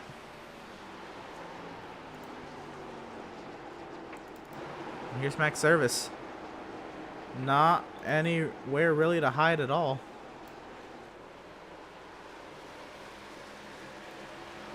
And after so many laps of running, as we approach the halfway mark, let's see here. Everybody is position-wise as Richardson goes another lap down. Everybody's car number. You see Max Service, the race leader. He's catching up to Jeremiah Stutzman. Their track map, and Seth Berger right there as well. Just kind of get a vantage point of where everybody's running. This is the hot spot, and everybody else kind of spread out around the racetrack.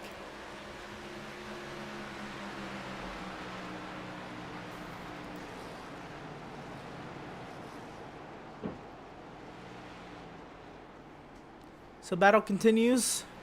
With the completion of next lap, we will be halfway through our 215 lapped event here at the Magic Mile in New Hampshire, racing for lobster. Race number 11 on the season. Max Service currently holds the race lead, but Seth Berger breathing down his neck. Jeremiah Stutzman going one lap down. Make that 9 cars on the lead lap.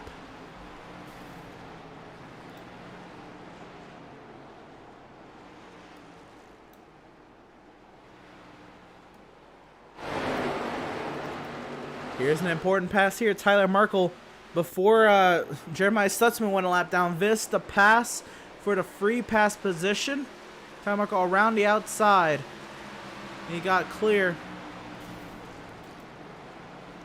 of Kevin Thompson. Max Service continues to lead there.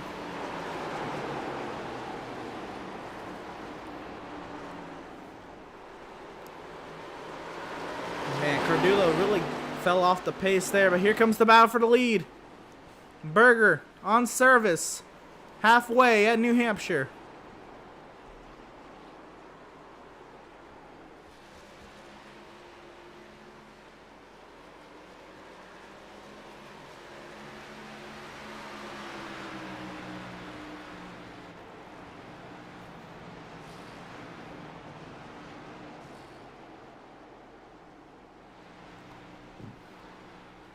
I guess. Oh, and another pass for the free pass position. Now Tyler Markle is the free pass position holder until Josh McClune goes a lap down. That is not the pass, but you see that going on in your background there. Now we'll look at it.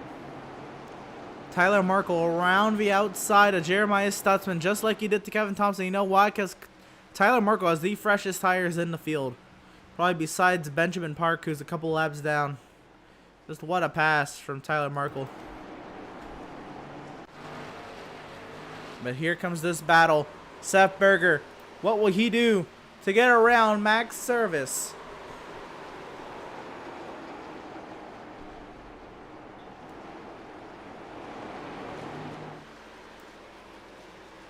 Here comes Berger to the inside.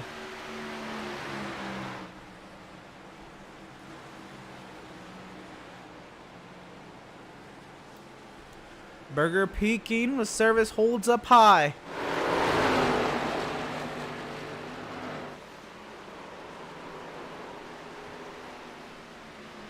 Devin Smith has gone around Kyle Lingerfeld. That was reflected on scoring as well. Devin Smith on some of the fresher tires in the field as well.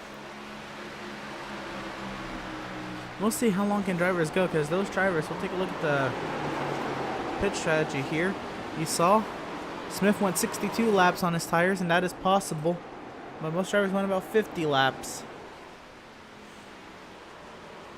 Tyler Markle looks like he's going to get his lap back the hard way. You see him coming.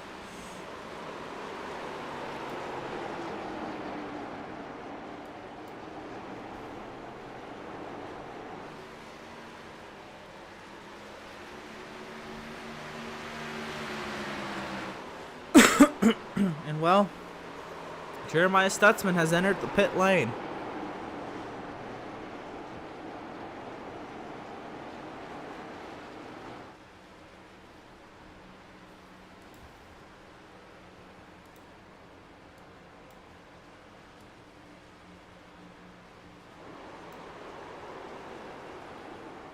Service, can Service hold off Seth Berger through an entire round of pit stops? That would be huge this Max Service's progress.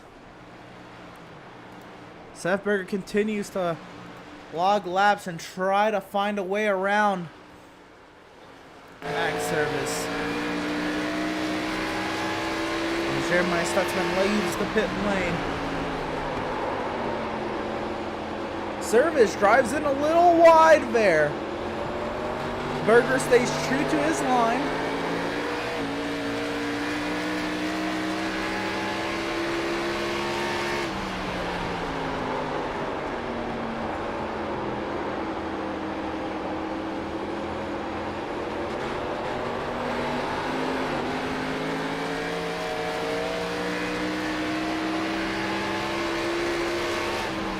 Berger continues to draw closer and closer to Max Service. He's trying his hardest.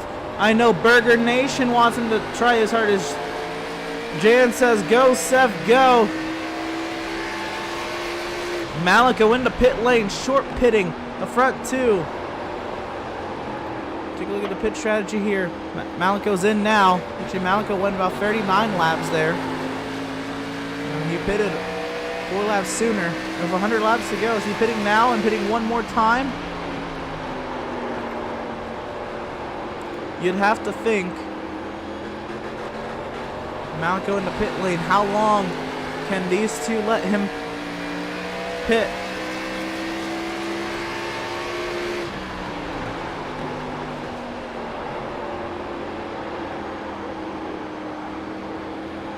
So Eric Peck has entered and left the pit lane.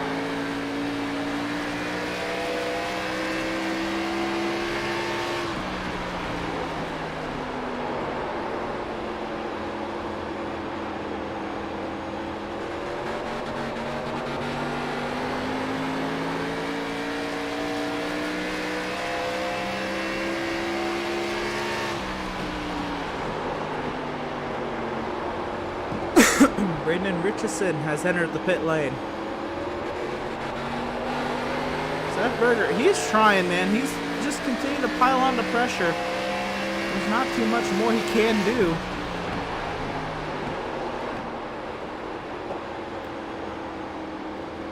I guess this is all you can ask for out of Seth Berger is pile on the pressure. Dan Park is in.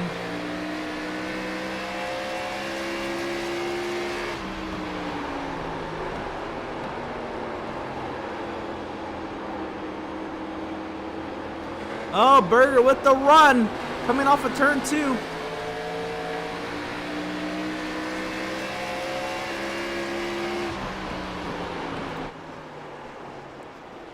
Doug Solms is in the pit lane.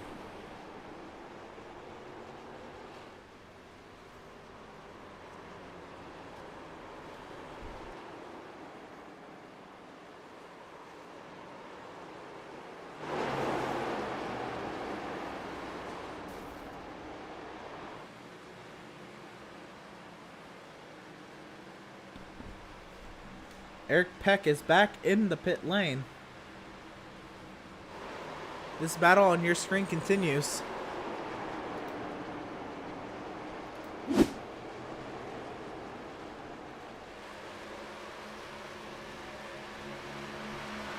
I think Eric Peck had a stop and go.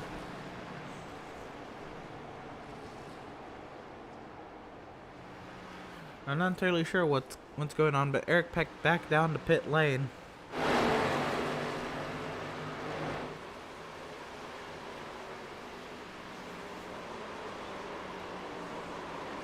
And Doug Solm still in the pit lane as well. And there goes Malika unlapping himself to the 2 leaders. That was huge.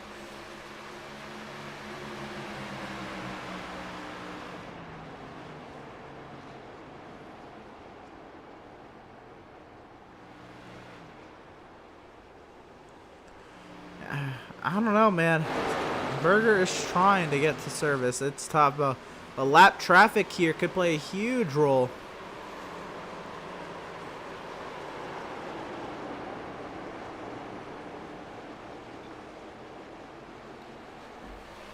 Berger trying his heart out to get to Max Service's back bumper. Pam Williams says, yes, we do.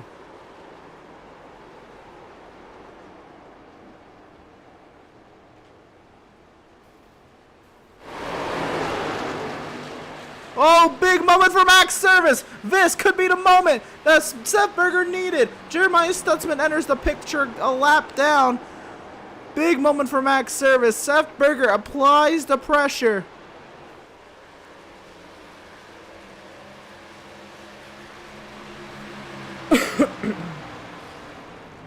You gotta be thinking maybe these guys trying to cut a pit stop out of the race, if that's possible. Take a look at the stint links here.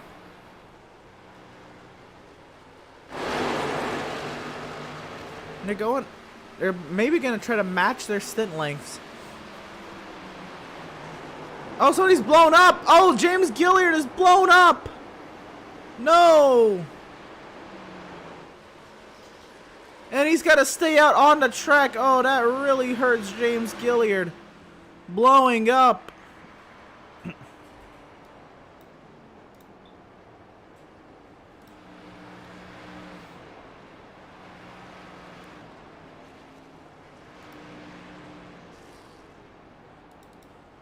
Let's see what happened if we can.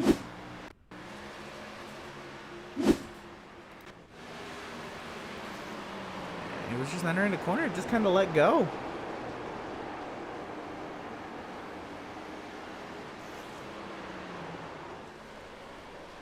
All that going, you see Max Service there on the right side of your screen. He entered the pit lane as Eric Pekka has now gone off track as well.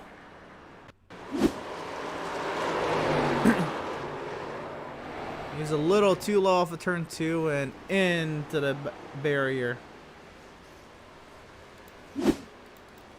Find our way back live, and it's because Seth Berger cannot afford to stay out much longer as Max Service unlaps himself.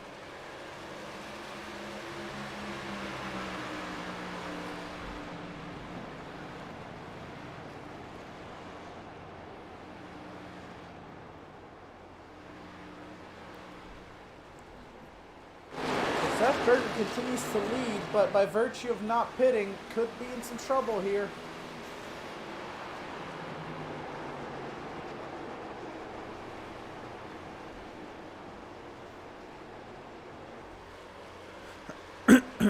And we take a look at the stint lengths. He's trying to match his previous stint. Cardillo as well with Adrian Schumacher. What a run it's been for Adrian Schumacher.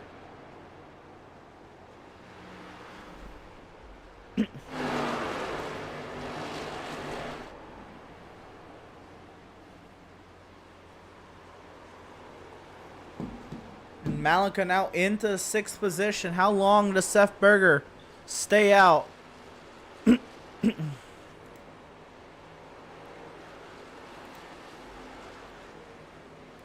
Let's see what's going on. I guess this Max Service on the chase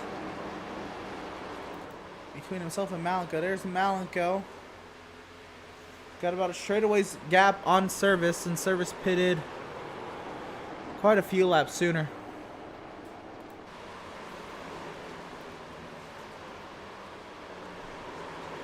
But you look at Josh McClune here, and this kind of the battle for the free pass position as Seth Berger hits the pit lane.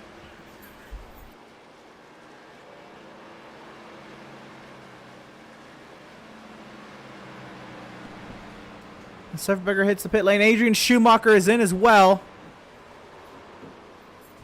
Landon Cardullo is in as well.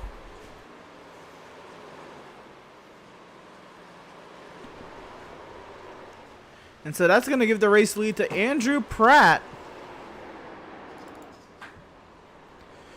But Seth Berger, Adrian Schumacher, Landon Cardullo all in the pit lane. Berger has a 14.8 on his pit stop. And Adam Gardner's gone off the track. Gardner hits the pit lane. Must have had trouble maybe getting down to pit speed. That's not what we were looking at. Yeah, he got the grass a little bit coming into pit lane. Cardillo has now left the pit lane as well. And Adam Gardner is still in the pits. As Andrew Pratt continues to lead, he's coming up to Landon Cardillo, who's just come off the pit lane. Malenko now the theoretical leader, as Andrew Pratt continues to stay out there. Can Pratt go about 20 laps? And here comes Pratt actually now. Andrew Pratt is in. Malenko takes over the race lead. Devin Smith still has yet to pit. And Max Service is there. And Malenko's coming off of turn 2 now. Let's take a look at the stint links now. See Malenko pitted 16 laps ago.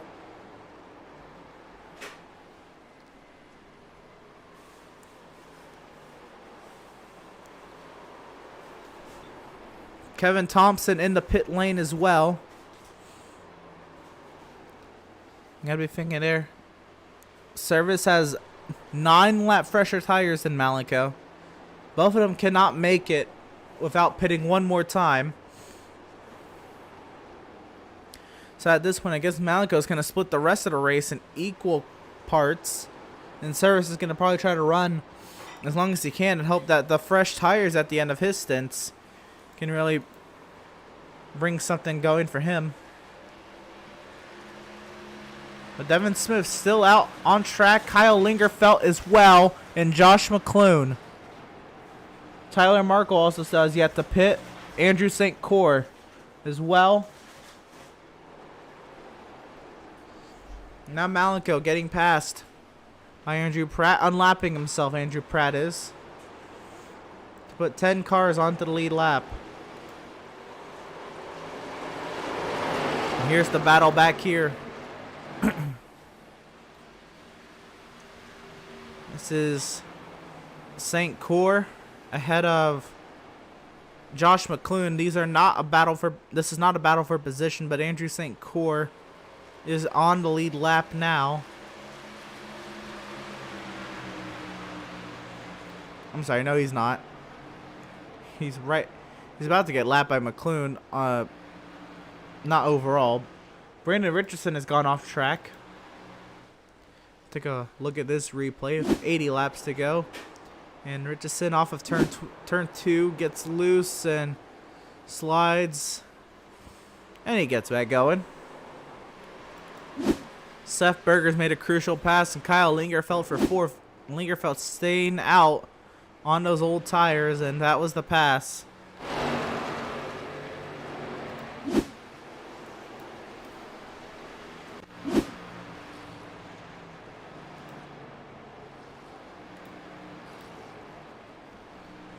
And take a look at all the different strategies there.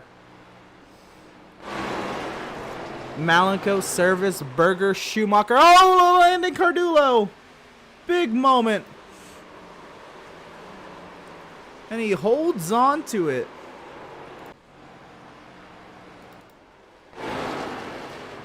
Woo! What a save from Landon Cardulo. Look at the stint links there, and Tyler Markle as well, as he's getting passed by Andrew Pratt. This is for position.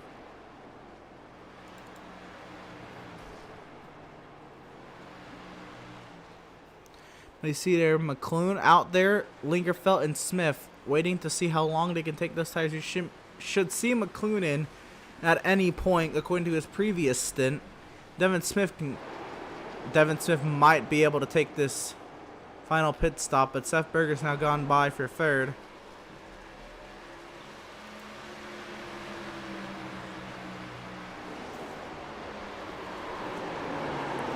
If Devin Smith can go about 10 more laps, he might be able to make it on that final pit stop. But here comes the battle for the race lead.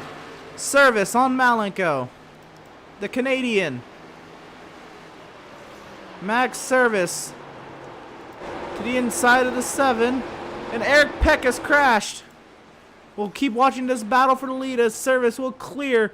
We'll take a look at a replay now of Eric Peck's crash.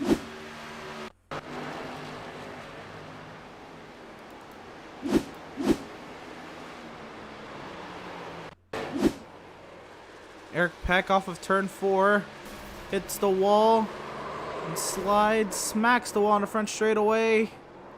See anybody else? Oh man, what a miss.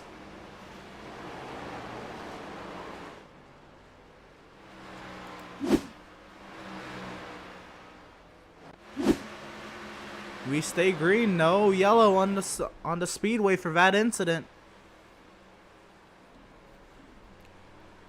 And here's the thing. We're looking to see if Devin Smith can stay out another. I want to say. Yeah, he can stay out another 10 laps or so, which he did the previous stint. That would be something, but McLoone has entered the pit lane. Now Service tries to drive away from Malenko.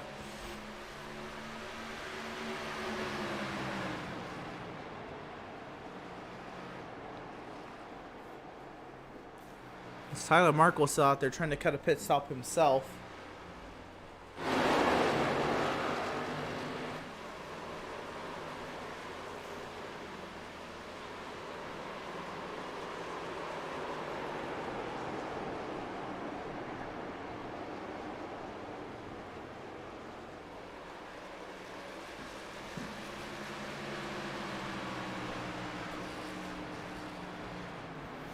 Max Service continues to make his rounds around the New Hampshire Motor Speedway.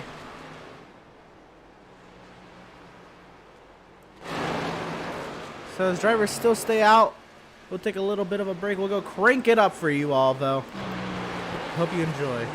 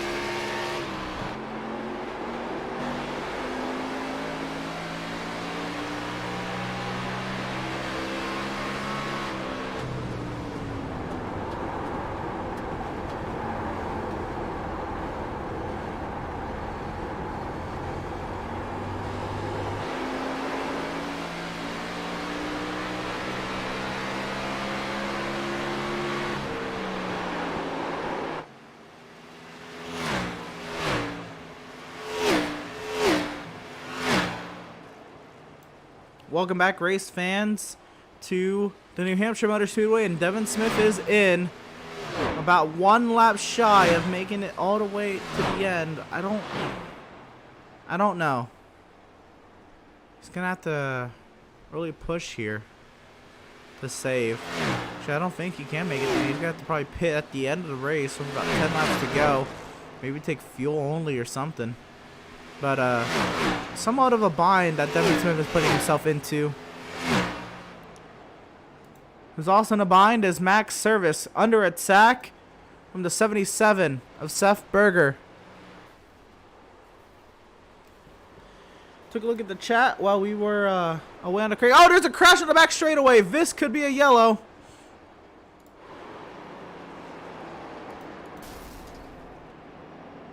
They're still crashing. Take a look at this replay. Oh, that happened right in front of Max Service. We'll take another look at that. That was not the look we were going for. Oh, man. Dan Park, I think, came off the corner a little loose and clipped Andrew St. Cyr.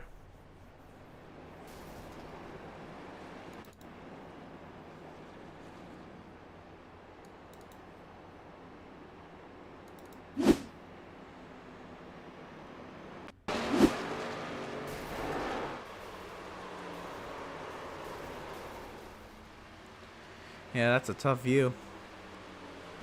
But Devin Smith, he's on the lead lap. No, he's not on the lead lap. I was gonna say, Devin Smith, though, this free pass. Go back live.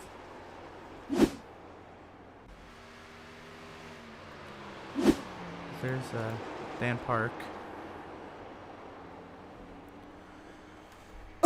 If I'm not mistaken, this free pass is going to go to Tyler Markle. There he goes, getting his free pass. So Tyler Markle back into this race. And I'm assuming everybody's going to come into pit here and make it a one-stop to the end.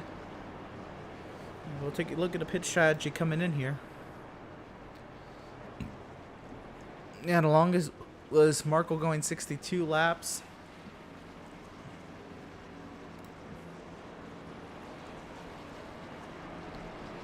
And the leaders are in. Let's see who comes out of pit lane in the lead.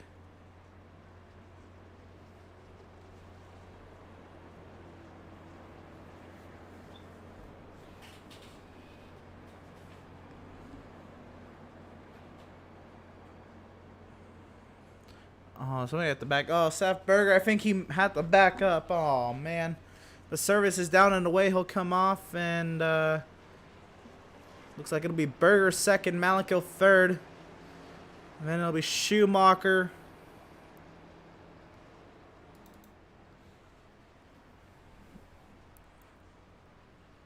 And Tyler Markle just took the free pass, and it'll be Pratt, then Cardullo. And Tyler Markle. Those will be the 8 drivers on the lead lap. Cardullo's going to start... Well, Markle actually will get sent to the rear for the free pass. And here comes the lap cars in. Let's see if we can get a talk with Max Service. And I do apologize. We interviewed Malico earlier. But Malico was muted to the broadcast. I appreciate... Or I apologize there. Yeah, let's see if we can get a word with Max Service.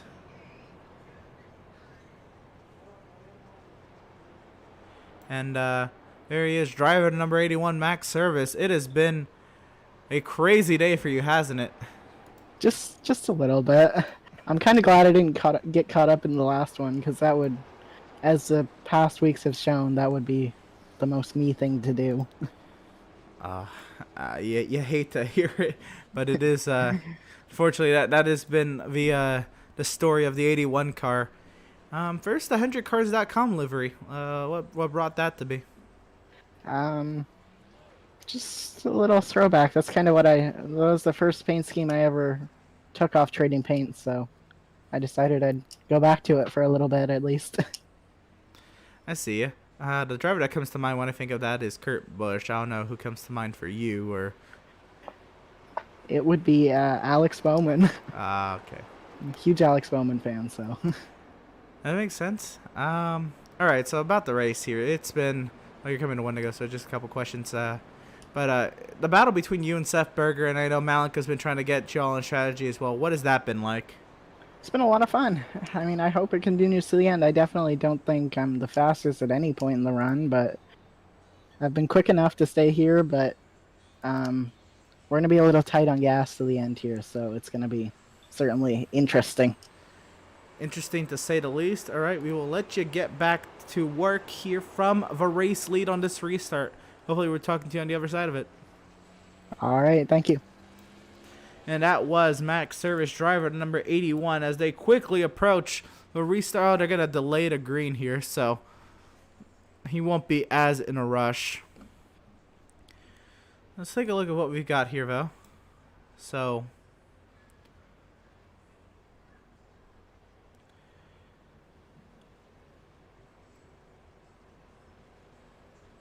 no longer in racing here. We have Malenko's getting up to the outside of the pace car here, but we have Malenko and Max Service row 1. We'll have Seth Berger and Adrian Schumacher row 2. We'll have Andrew Pratt and Landon Cardullo row 3. Those are the only drivers on the lead lap, because from then on, actually I would be mistaken there because we have drivers on the wave around. But Tyler Markle, the first driver of those drivers who got their lap back this caution, will be 7th.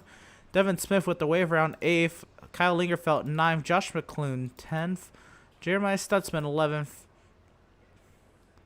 And let's see. I believe that is where we stop there. But now the iRacing.com Ford Mustang pace car will pull off into the safety of pit lane. Max Service and Malenko will lead the field back to green here at New Hampshire. Malenko, terrible restart. As Service and Berger will get clear to the race lead.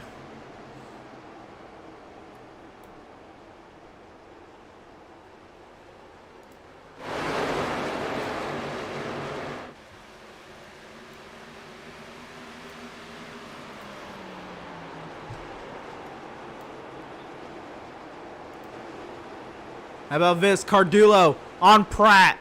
This for 5th. I'm sorry, that's for 4th. Cardullo's been fast, but he hasn't really been on equal strategy here now. Here comes Malenko to lunge on Seth Berger.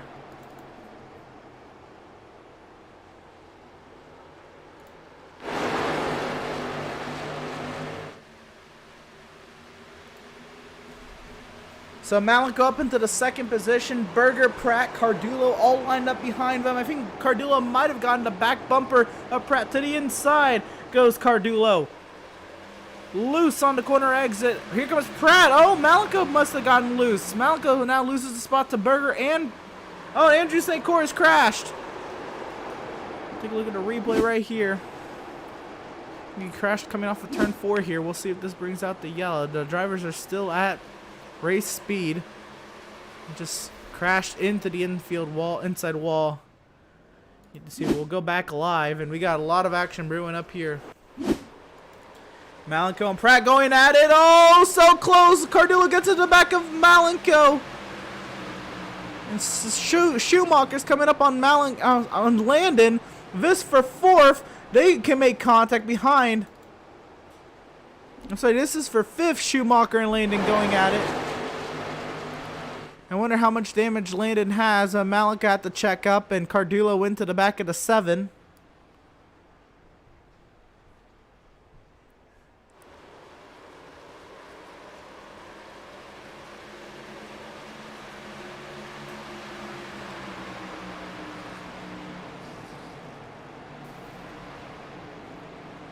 More drivers hitting the wall in the back. Service continues to lead, but Seth Berger under attack from Andrew Pratt. What a run from Andrew Pratt today. You got to see Andrew Pratt up one spot from where he started. He's going to... oh, that's Malenko sending it into the inside of Andrew Pratt. This battle for 2nd continues. Dan Park has entered the pit lane.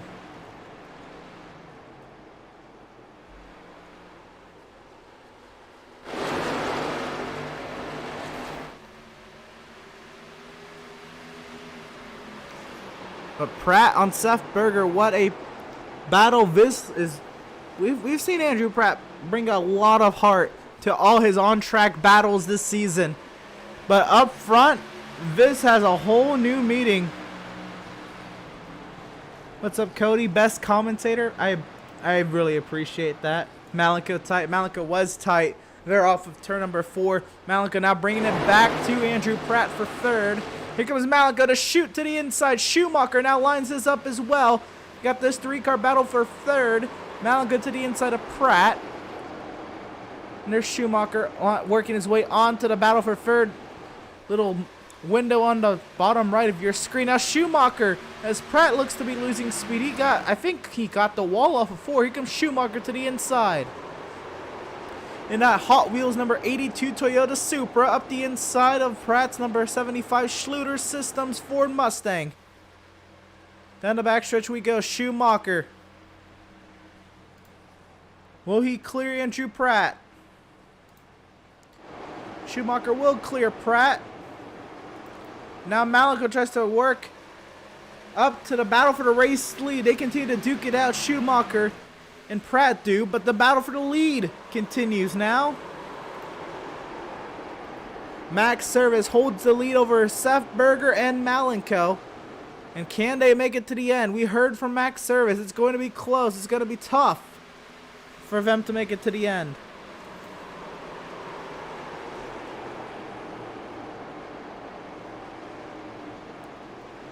All 6 drivers technically in the battle for the lead. Actually, Pratt and Cardullo are now falling off. Pratt's been on the decline a little bit, but Adrian Schumacher joining this battle for the lead. A very pleasant sight up here. Max Service, Seth Berger, and Malenko, 3 regulars up here, but Adrian Schumacher, we don't talk much about him on the ovals. Lisa Pratt says, let's go, number 75. Mad Dog Train says, great driving, number 77. Cody says, I miss your beard. Thank you, Cody. Malenko a little tight there off of 4. He's going to fall into the clutches of Adrian Schumacher now. And now Malenko tries to play defense as well as playing offense. Top 4 lined up. Pratt trying to regain this ground on Adrian Schumacher. Schumacher to the inside. He peeks on Malenko. Malenko drives it hard on entry. 4 cars under a blanket for the race lead.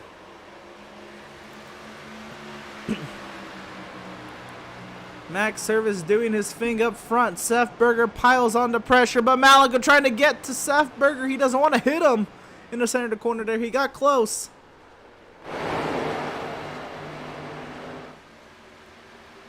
As we work lap 168 of 215.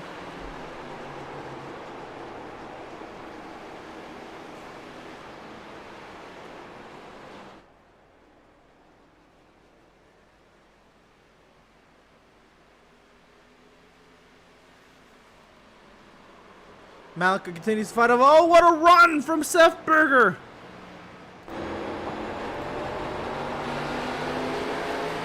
He tries to get to the quarter panel of the 81.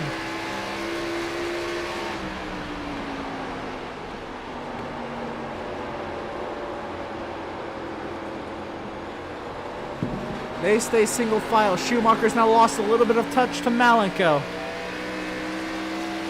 They continue fighting deeper in the pack as Devin Smith and Tyler Markle exchange spots for the 7th position.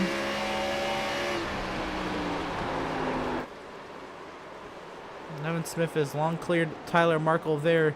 Landon Cardullo lost a little bit of touch to Pratt and the rest of the gang. Back up front, here comes Malenko on Seth Berger.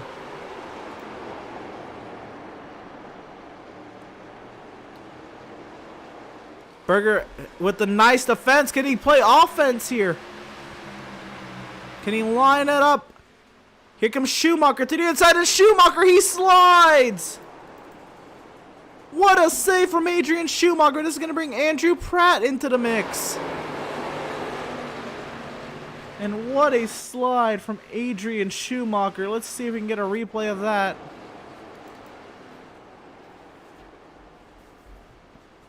I guess this is going to be the lap prior. We're going to see this all unfold.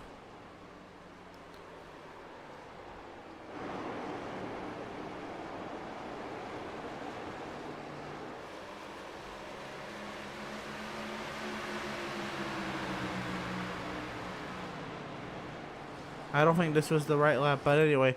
What a save from Adrian Schumacher. That was huge. But back up front, it's still a 3-car battle for the race lead, and Schumacher's going to try to close that gap. Schumacher's still got pace, even with shredding the tires on the save.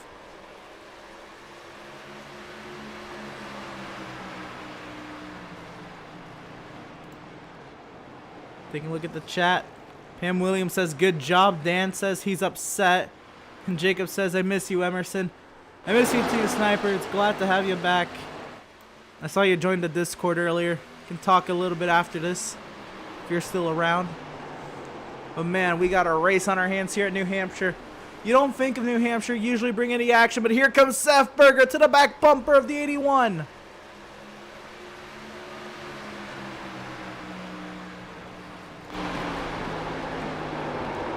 Oh, Malika, did he get to the back of the 77 to the inside? Now looks Seth Berger.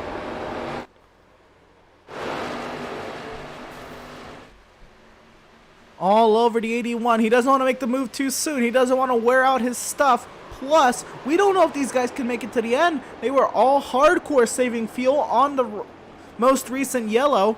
Will these drivers have to pit before the end of this race? You might see Devin Smith come out of nowhere and save the fuel to make it.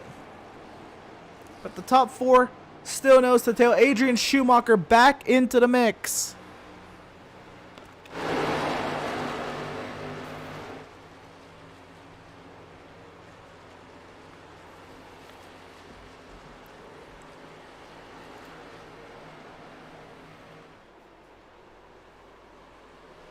Oh, Landon Cardullo has said he's lost power. Oh no, Cardullo is out of the race. No! No, Cardullo! He was fast. You hate to see it, but unfortunately it's just very similar to any kind of mechanical issue with your car. No power for the 8 car of Landon Cardullo, and he will not win today's race at New Hampshire.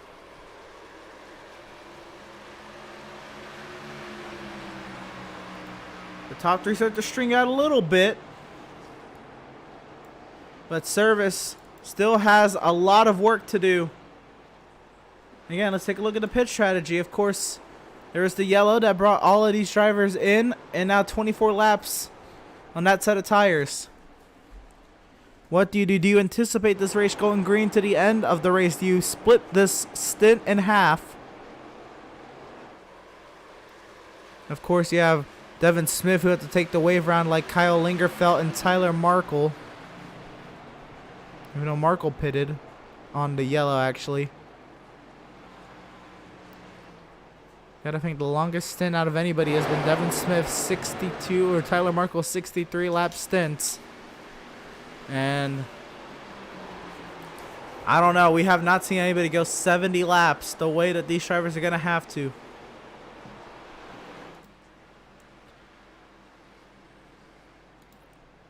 They're definitely hard right now, says Cody.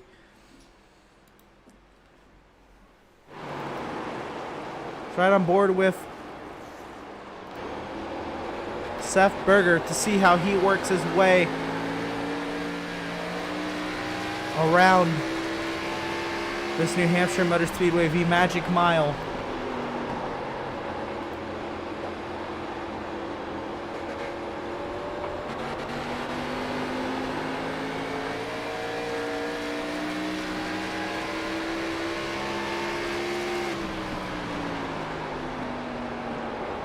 Max Service faster the previous 2 laps.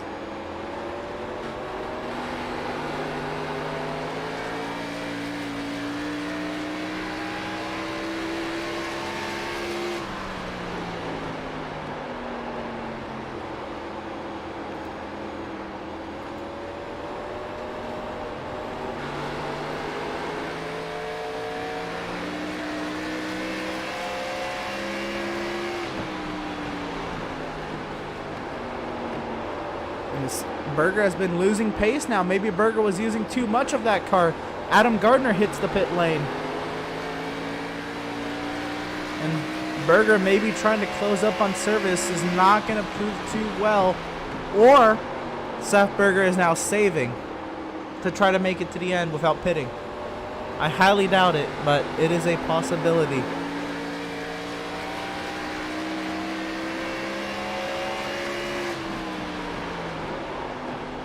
And once again, Seth Berger losing time. Malenko and Schumacher continue to duke it out.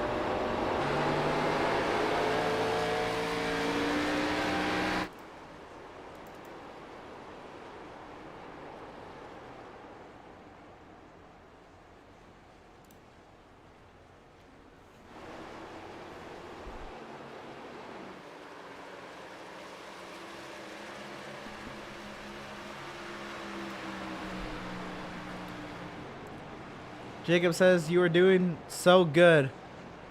I'm assuming he's talking about Landon. That does hurt. It really does. Doug Solms now into frame, going another lap down. This battle box, well, it says the battle for third. It's really the battle for fourth that we're looking at here with Schumacher and Malenko. As Adam Gardner back into the pit lane. No, maybe he was just there on the apron, actually. I really think that was just his racing line, and they picked up that he was entering the pit lane.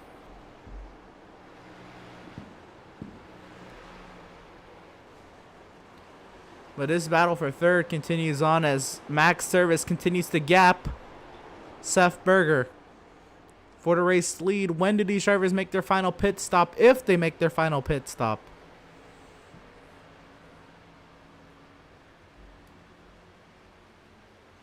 But Adrian Schumacher, what a run it's been for him.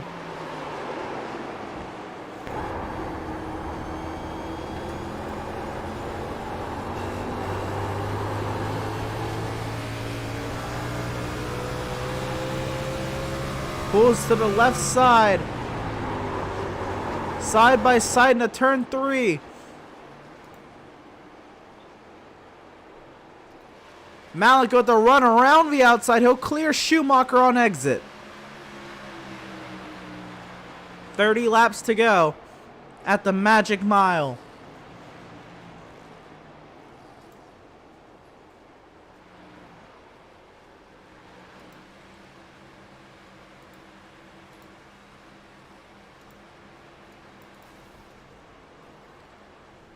Battle for the lead is now starting to work its way back up. Maybe Seth Berger just has to back off and cool off the tires.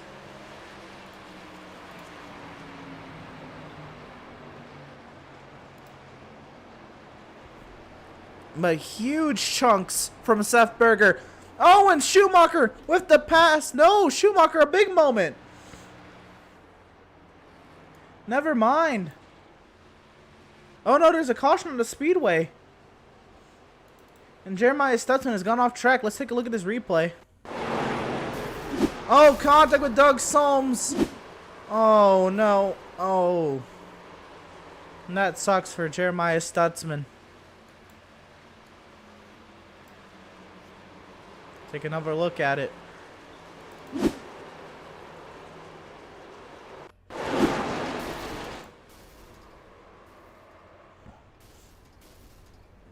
I don't think Solms had any malintent with that at all.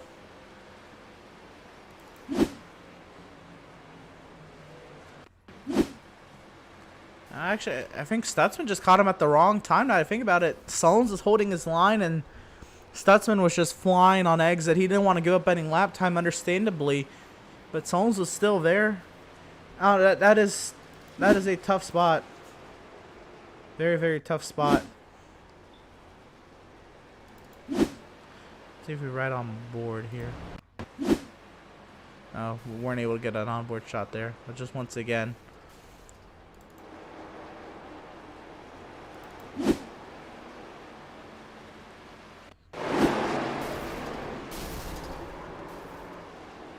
I hate to see it, but the caution now on the speedway. And Max Service leads, and now this answers any questions. When do you pit? Well, now everybody pits here. And this is where we get to business.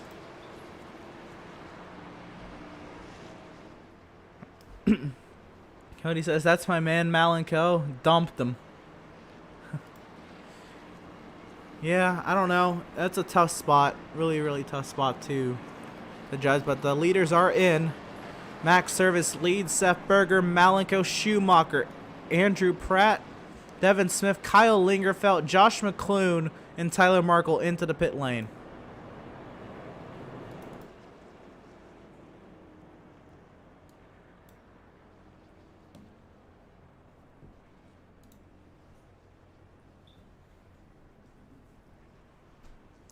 The race off pit lane. Schumacher's down and away. It's going to be Max Service winning over Malenko second. Seth Berger third.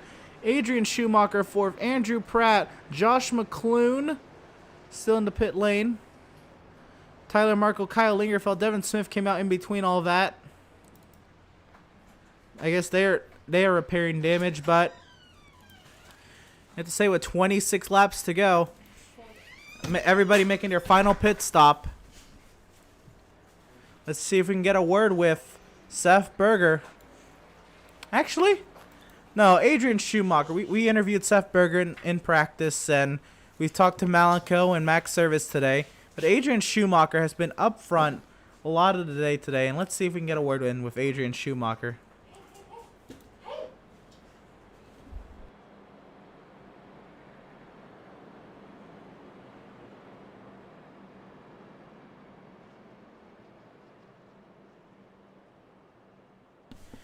Adrian Schumacher, you got me?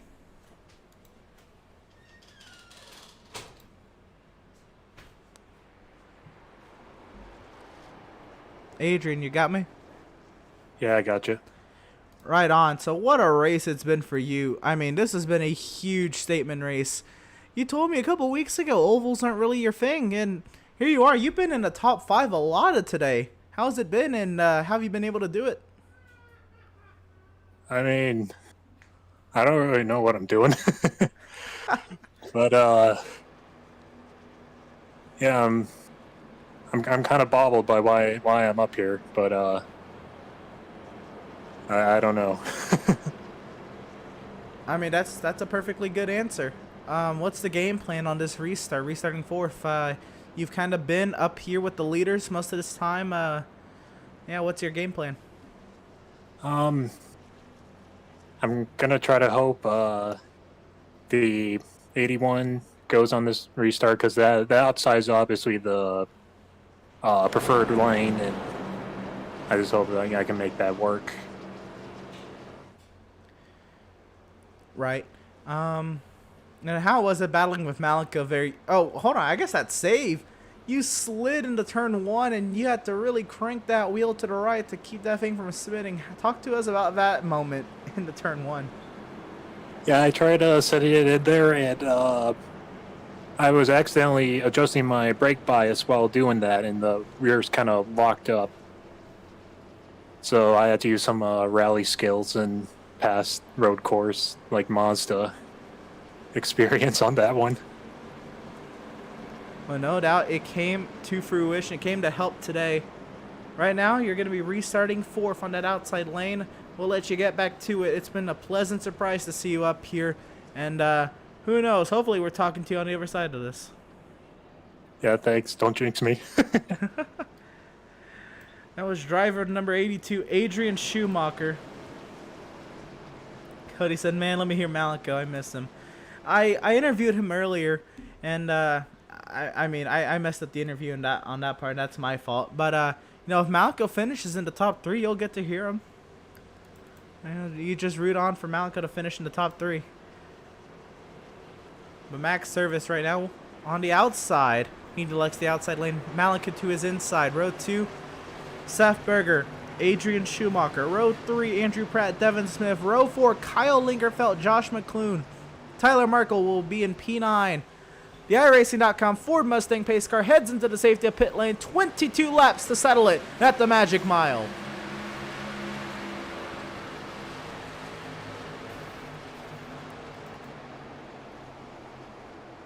What a start from Schumacher. Can get it to stick. Now he's got the slot in line behind Malenko, but ahead of Seth Berger.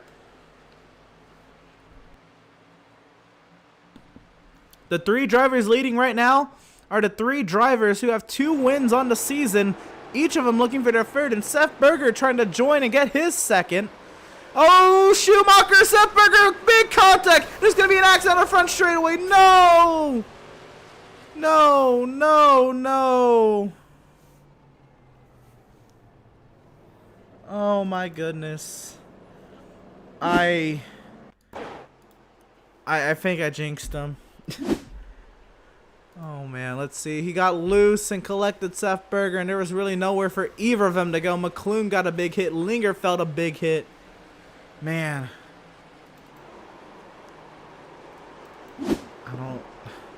I don't know what to say. That is rough. Just got loose, and I mean, it sucks also for Seth Berger. He had a great run today, and he had nowhere to go. He was just battling Schumacher, and wow, I don't know what to say again.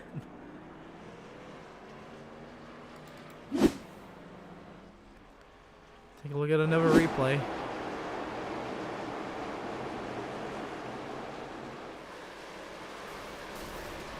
Man, oh man.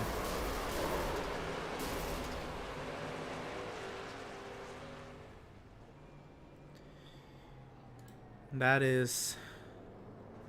It's rough. Max Service enters the pit lane. Oh no, he was on the apron. Never mind. Which is like that. I need to chill out with that. But Linger felt Seth Berger, Adrian Schumacher. Oh man, I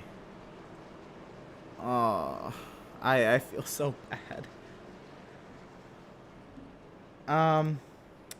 Well, I know it's been asked for today, so I'll give him an interview. Kevin Thompson, I know he's been a requested one in the chat. And Kevin, do you got me? Yeah. All right. Well, Sea Dog Plays in the chat has requested that I interview you. No, I interviewed you in practice, but talk about that wreck and happening right in front of you. How'd you avoid it? Laid on the brakes. Fair I just laid on the brakes and just just hoped that I didn't hit nothing. That's fair enough. Well, scoring shows you in 7th position. We'll see if that refreshes here, but you're on the lead lap, and a couple cars wrecking out. Now you're in prime position. What's the game plan on this restart to maybe gain some more spots? Probably just sit back and hopefully there's not another crash. If there is, try to miss it and just stay in the top 10. Right on. Well, you are looking in prime position to do that. 7th position. Do you think this car is a 7th place car? And talk about the car's handling and how it's felt over the course of the long runs this race. Oh no, this car is not a top 7 car. It's probably a top 15 car, and it's been tight all day, and my right front's been chewed up all race. And if I come out of this with a good top 5 or 10, I'll be happy. Right. And so who are you most looking out for on this restart? Either behind you or ahead of you to maybe be aggressive. If you even really know, it's fine if you don't. I want to say Pratt. Watch for Pratt to go for this win. I agree with that. Andrew Pratt has brought a lot of heart to all the battles he's been a part of this season. And yeah, with 17 laps to go, wishing you the best. Hopefully we're talking to you on the other side of this. All right, thank you. Right on, and that was driver number 89 Ford Mustang there on your screen, Kevin Thompson. What a guy. And I know that was requested, and I know I could have done it earlier, but I decided we were talking to drivers up front at that point. But he had a great wreck avoidance there and missed a crash and was perfectly timed. And I mean, why not talk to him? But here we go. Seth Berger back into the pit lane as the iRacing.com pace car leads us around.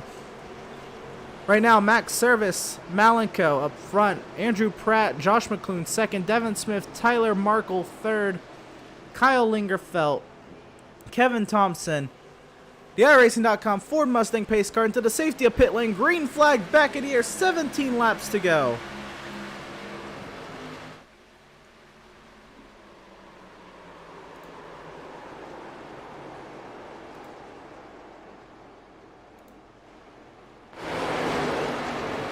Here comes Andrew Pratt on Malenko. Kevin Thompson told us to watch out for Pratt, and he's going to try to go for a second. He's going to send it in on the 7. Pratt looking for his first win on the season.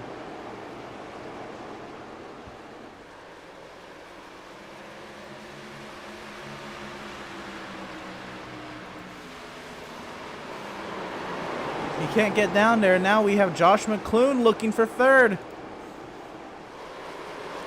And Tyler Markle into the mix. He's been on an alternate strategy all day, and now Tyler Markle, he's going to take it 3 wide. To the inside. Can he hold on to it? McClune slides up. Pratt has to check up Tyler Markle. Oh, contact. Andrew Pratt gets into Josh McClune. McClune spins.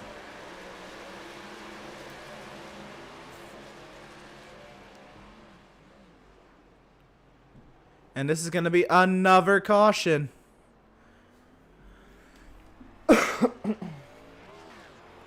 Man, oh man.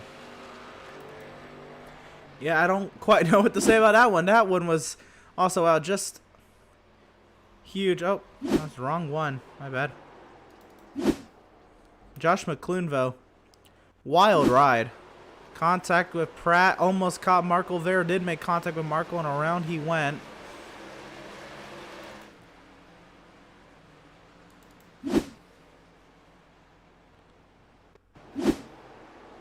Andrew Pratt, he had to check up. I mean, McClune was fending off Tyler Markle. And he had to slide up the track after Markle got to his inside. Markle was down there. And Pratt had to check up and couldn't get it checked up in time.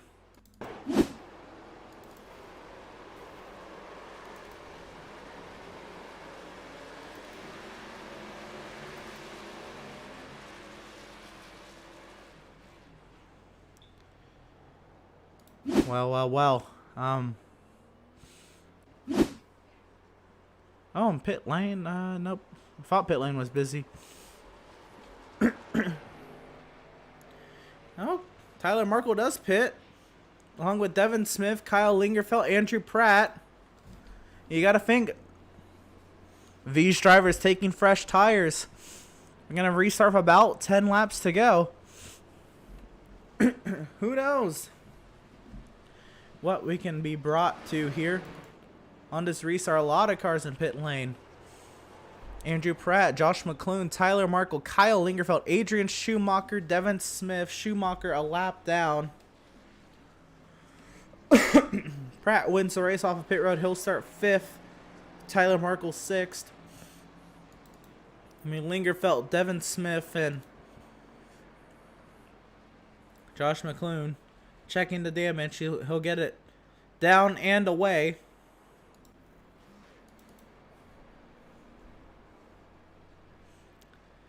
And now let's get an interview maybe with Andrew Pratt. As Jeremiah Stutzman hits the pit lane from scored in 4th position, huh? But we have now driver number 75, Andrew Pratt, and what a race it's been. Did you see that, Emerson? Oh, My yeah. God. What a race. What a race. 3 wide with Markle and McClune. What happened from your point of view on that?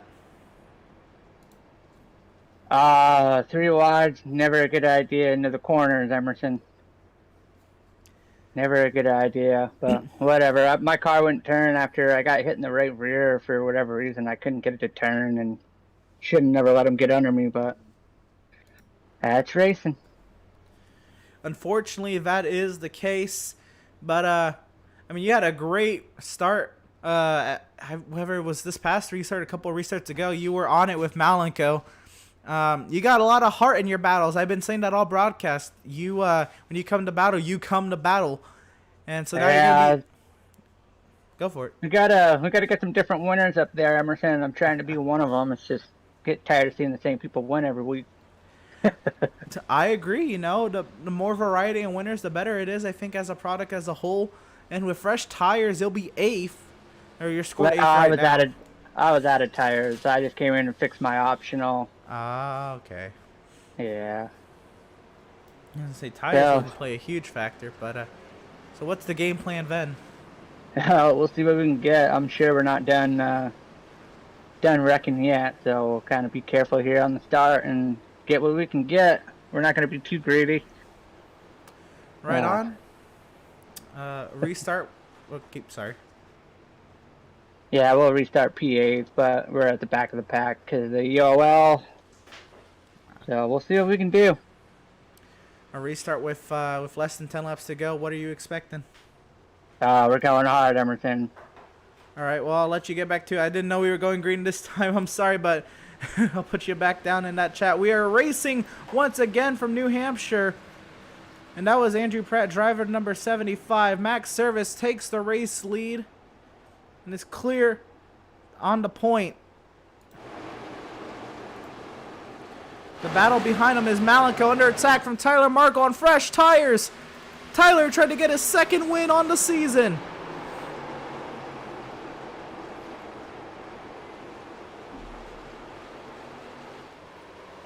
What a run it's been for Tyler Markle into the wall. He's all over the 7. He's going to peek to the inside. He's loose. Here comes Kevin Thompson. Can Thompson take a podium? To the inside. He slides. 8 laps to go.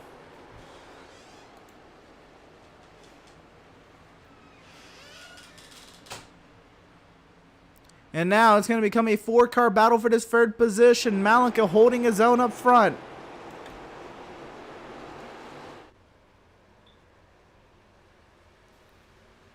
Contact with the wall for the 42 of Tyler Markle. 7 laps to go. Devin Smith on Kevin Thompson. Viss for 4th.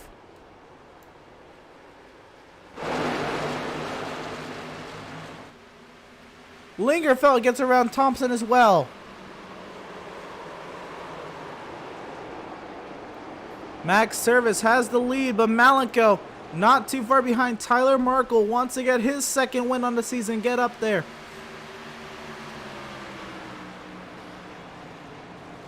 What a drive in on corner entry from Malenko. Markle closes the gap as well.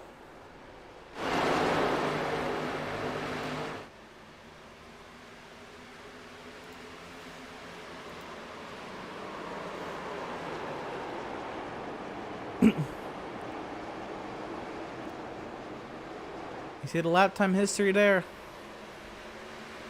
6 laps to go now. 5. What can Malenko do?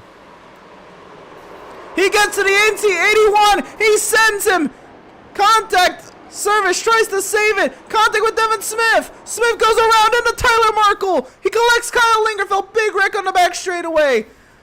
Lingerfeld collects Stutzman. Oh my goodness.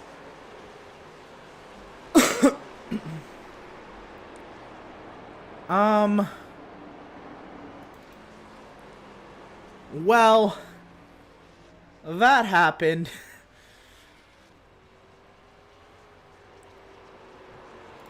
And I don't quite know what to say.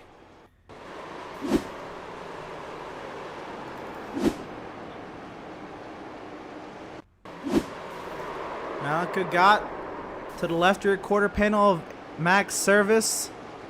And Service collected Markle and Lingerfeld. Big mess on the back straightaway.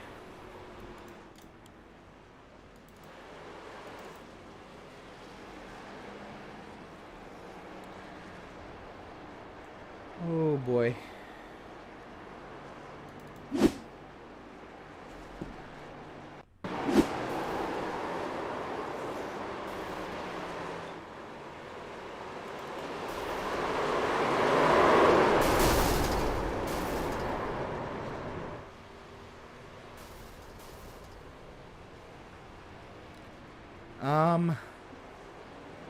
Don't quite know what to say about that one. But then, we're right on board with the 7 of Malenko. That was not the pass. This was the pass. Let's see what Malenko saw.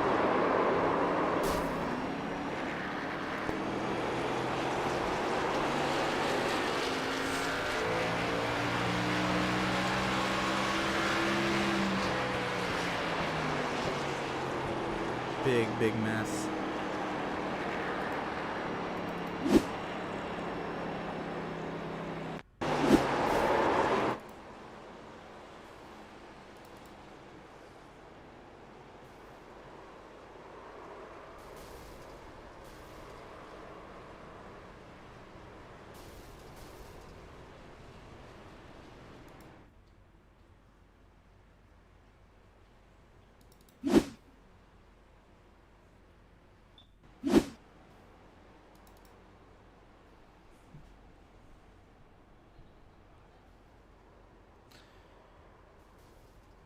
Yeah, I don't know to say. Malenko got into service. I mean, at the same time, it's very hard to pass here, but that's some contact that could have been avoided. This entire incident could have been avoided. And Malenko got an EOL for that incident. So what this does, he did cause the incident, so he's going to get the EOL. And what this does is put Josh McClune and Jeremiah Stutzman on the front row. Kevin Thompson third, Andrew Pratt fourth, Devin Smith fifth, Kyle Lingerfeld sixth, Tyler Markle seventh. And the lights are off on the pace car.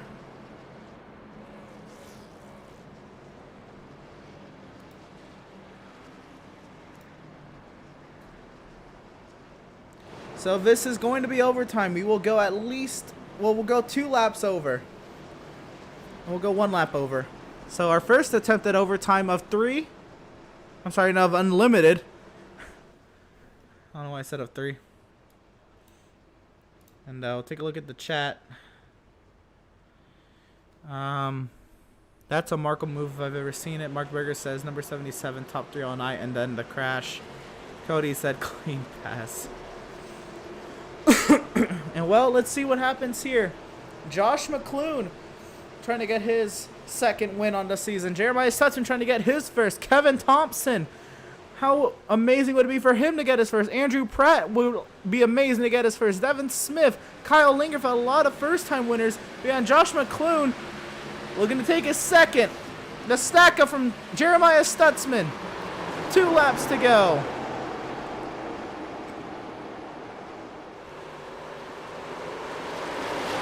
Stutzman got a lot of damage. Here comes Kevin Thompson.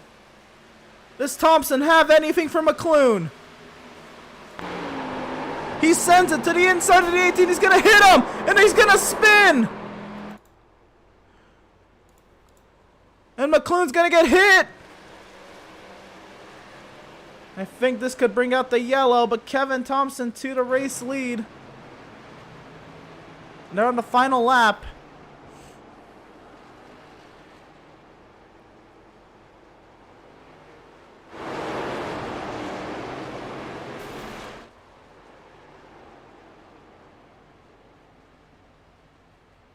I'm not entirely sure what's going to be going on here. I guess they're going to go back to the moment of caution. Malenko hits Devin Smith. They hold on to it. I don't know what the scoring's going to be.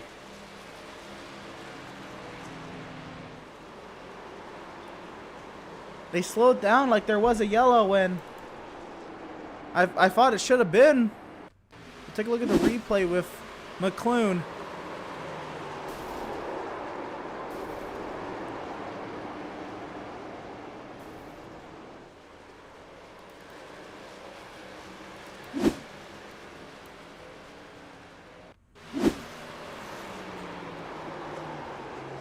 Thompson drove it in, caught the quarter panel of McClune.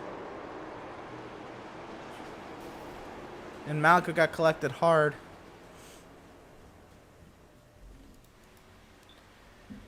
And that was called.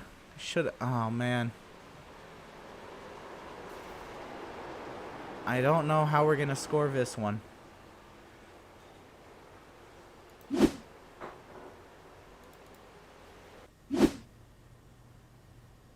Did Malcolm just do a donut?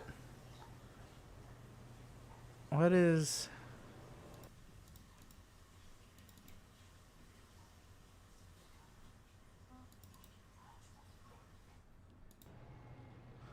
So we're gonna... We're kind of in a hold pattern right now. Maliko's going again. We'll be right back. We're gonna try to figure out what's going on here. Don't go away. Not entirely sure who the winner is, but we'll be back to the action when we get back to it.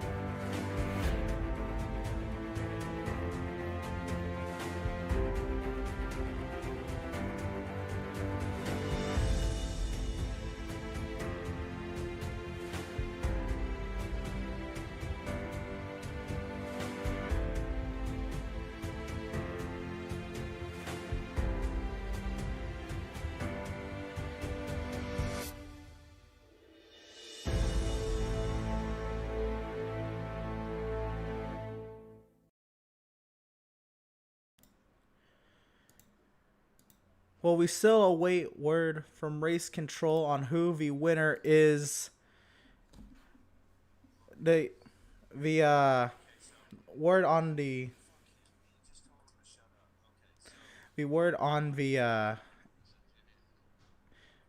word from race control at the moment is that the field is frozen at the moment of yellow, and we'll take a look at that when that happens. Kevin Thompson, since he caused the yellow, will be sent to the back of the lead lap. And we'll take a look at this together. We'll see what we can see. So this is, of course, the battle there and the crash there.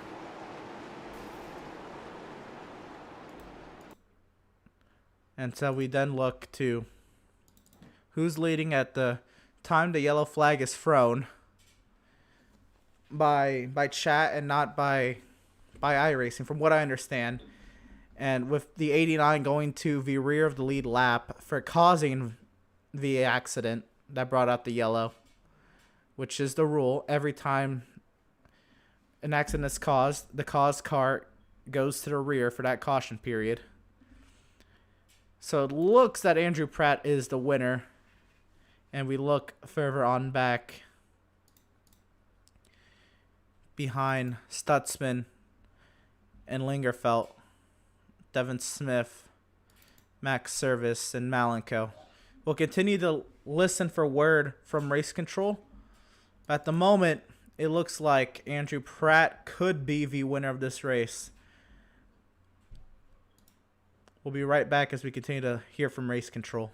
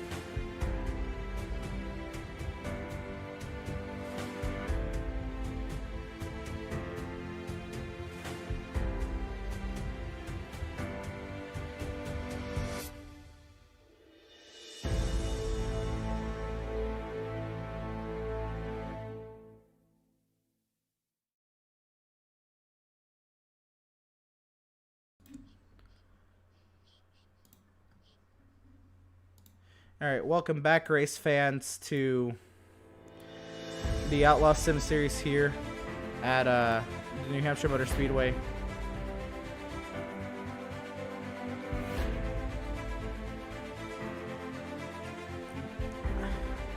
The 75 of Andrew Pratt did win this race.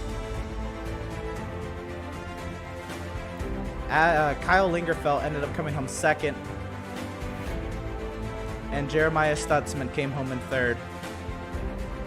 And now we're going to see if we can get a word with our race winner, driver of the number 75, Andrew Pratt. You did it. It was a little confusing there at the end, but you did it.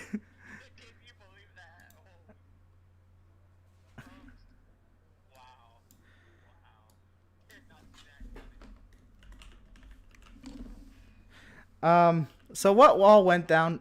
Okay, go. What all went down on that final lap from your point of view?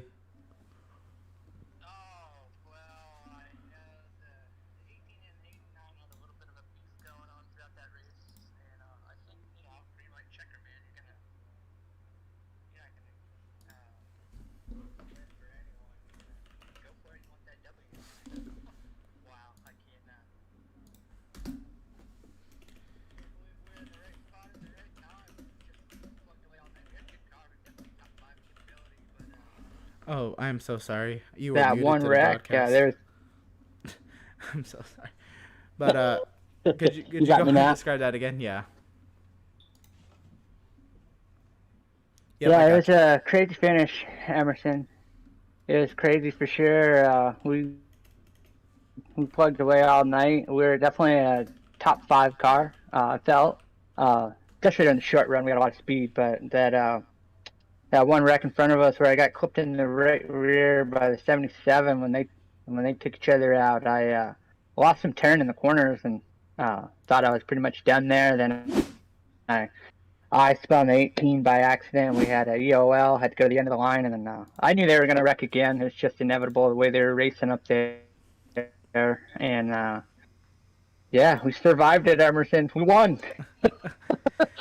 I'm Wow. so happy for you, and what this does for you is this gets you a win on the playoff standings. You move up. For the moment, you're locked into the playoff standings, but of course, you have to at least be in the top 13 of that case. But a win on the season, you've been waiting so long. What does that mean for you? And then, of course, the playoff implications because of it.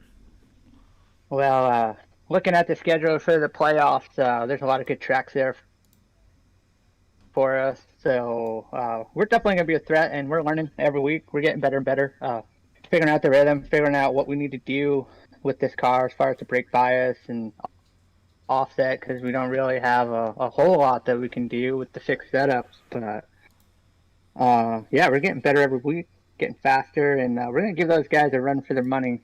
We'll win it clean one of these days, and yeah, I think they need to watch out. It's fair enough. And Andrew hey, we got a different winner. We got a Yes. first time winner here, and Yes. let's hope we put on a good show for all the Outlaw fans. And I got to say thank you to Pratt Nation, my mom and dad, for watching tonight. Great to have them able to see that go down, and we'll just try and do another repeat. I was just gonna say you had your fans in the chat. Lisa Pratt's been cheering you on this whole time. She said she's so proud of you for this win. And what does that mean to you? Just to have all that support every week. Oh, it means everything, Emerson. It's our hobby, and a lot of people don't understand what it takes to actually get somewhat decent at this, and a lot of hard work, and people invest their hard-earned money into the setups, and it just feels good for it to finally pay off and get ourselves a W. And on the board, man, we're on the board. Yes, you are. 8th different winner in 11 races. Andrew Pratt, you're a winner in the Outlaw Sim Series. Congratulations. Thank you. Still can't believe it. Still can't believe it. And there he is. That was driver of the number 75, Andrew Pratt, your race winner. We're now joined with second place driver of the number 65, Kyle Lingerfeld. And Kyle, talk about that finish and what you saw in that final lap. Oh man, that was I saw the 89 get into, I think it was the 18 for the lead in 3 and 4 coming to the white. And I could just see barely around Pratt's car. And so I knew just to go low and hope for the best. I thought for sure I saw the words caution pop up in our little text display. So as soon as me, Pratt, and Kevin all got to the line, we all checked up. Then the guys back in like 7th, 8th, 9th didn't really check up and kept going. And it just created mayhem down the back stretch into turn 3. Right. How was the car today? Was this a second place car? I mean, you were barely on the lead lap, and then the big wreck. Well, I guess scratch all that. Talk about that big wreck you just got involved in. Yeah, I stuff happened so fast there, and the car's already so tight and almost breaking loose on you, so you kind of don't have room to move around. And I saw it coming. I just couldn't avoid it. I know I got hit in the quarter. I don't know how bad the car was at the end. I was going to stay out and run it no matter what. But I did not have a second place car. I struggled some early, but it finally started to get the grip.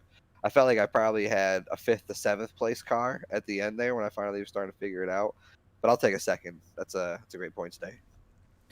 On the green flag runs, what was the strategy that you were going to play?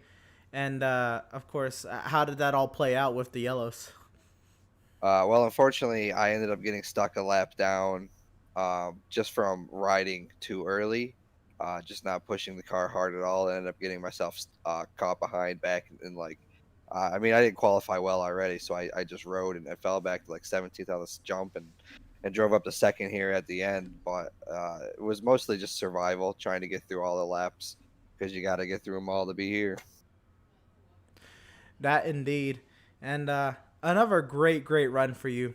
It's starting to piece together some of the better finishes this season. What is this? What do you make of this so far this season? And what is it going to take for you looking forward in the season to get up there? Well, hopefully the pattern continues next week and we can also do one spot better. So I'm looking forward to Legacy Michigan and see what we can do there. I ran well in the preseason, but just consistency. I think I finally have figured out the feel for these cars and gotten comfortable in them. And now it's starting to show. So hopefully we can continue doing that. Right on. And then at New Hampshire, of all places, do you like this place? Do you hate it? I don't hate it. It's pretty fun to drive. I like a track where you kind of can get loose on exit and throttle control it out, but not one of my favorites. I like my multi-groove tracks or shorter tracks preferably. Well, you got one done at New Hampshire. A nice podium. I know it's not the win, but second place after all that went down. I'm sure you're not gonna look this one down for a little bit. So congratulations on your second place finish. And thank you. Best of luck to you next week at Michigan. Thank you, and congrats to Pratt on his first win of the season as well. Good for him. Right on. And that was Kyle Lingerfeld, driver of the number 65. And we're gonna try to get an interview with Corey or Jeremiah Stutzman. You got me? Yeah. Right on. So a third place finish. You're currently leading the drivers who have yet to win this season in points, and you're gonna build on that with a third place finish. But talk to us about that finish there at the end, all that you saw, and how were you able to sneak out a third by the time the caution was called? Just by stepping in the gas. There wasn't really nothing else I could do. My car was already wrecked anyway, so I just tried to get as far as I could before they called it. All right, the caution to 4, it's the big crash. You get involved. What did you see from your point of view, and was there any other way for you to avoid it, or were you just collected at it and there was nothing else you could have done? Just collected in it. Fair enough. How was the car today? I know these cars are generally tight, but the car, and then what kind of strategy did you want to play with your car, and then how did it play out with the cautions? Horribly. I stayed out to lead some laps because I needed that point. That's pretty much all I could do because those guys were just way too fast. Then I finally got the cautions I needed at the end to get back on the lead lap. And that saved me a set of tires when I stayed out earlier, so I put that on and then got collected in that caution. Yeah, that was unfortunate. That was a huge one on the back straightaway, taking out a lot of cars. So I guess now looking forward to the season. Another good finish, another good point stay. I know you've said you're not really that good at iRacing, but you are leading the drivers' standings in terms of drivers who have yet to win a race this season. And you've been up there. What is it going to take for you to get one of these dubs? More races ending like that and getting lucky probably. Or a restrictor plate race, one of the two. Oh, man. Come on. Now I'm figuring it out. Yeah, you are stringing together some good finishes. And, I mean, of course, your name's still up there in the points. That being said, what are you kind of looking forward to on the next run of races? You got Michigan and a couple short tracks. Chicago, and then the road course in Montreal. What are you looking forward to, and what suits more of your style? Probably Chicago, because I can't figure out the short tracks at all yet. Fair enough. And yeah, what what do you think of your season thus far? 11 races in, you're coming up to the 1/3 mark. Do you think this is where you would have been this far into the season? Without a win, yes. As far as how being at higher points, I didn't see that coming. Well, you're still up there, and you're still a name to be reckoned with. And I gotta say, I feel it's coming someday for you. I mean, you're gonna keep cracking at it, and I know who you are in terms of what you've done the previous seasons on console. I know this is a whole different thing. But a 3rd place finish today at New Hampshire, a wild one. Congratulations on the podium, and hopefully we're talking to you more this season. All right, thank you, and good job as always. Thank you. And that was 3rd place finisher, driver of the number 71, Jeremiah Stutzman. And yeah, wild finish. Playoff standings, that is not finalized for the time being. I can, give you the winners.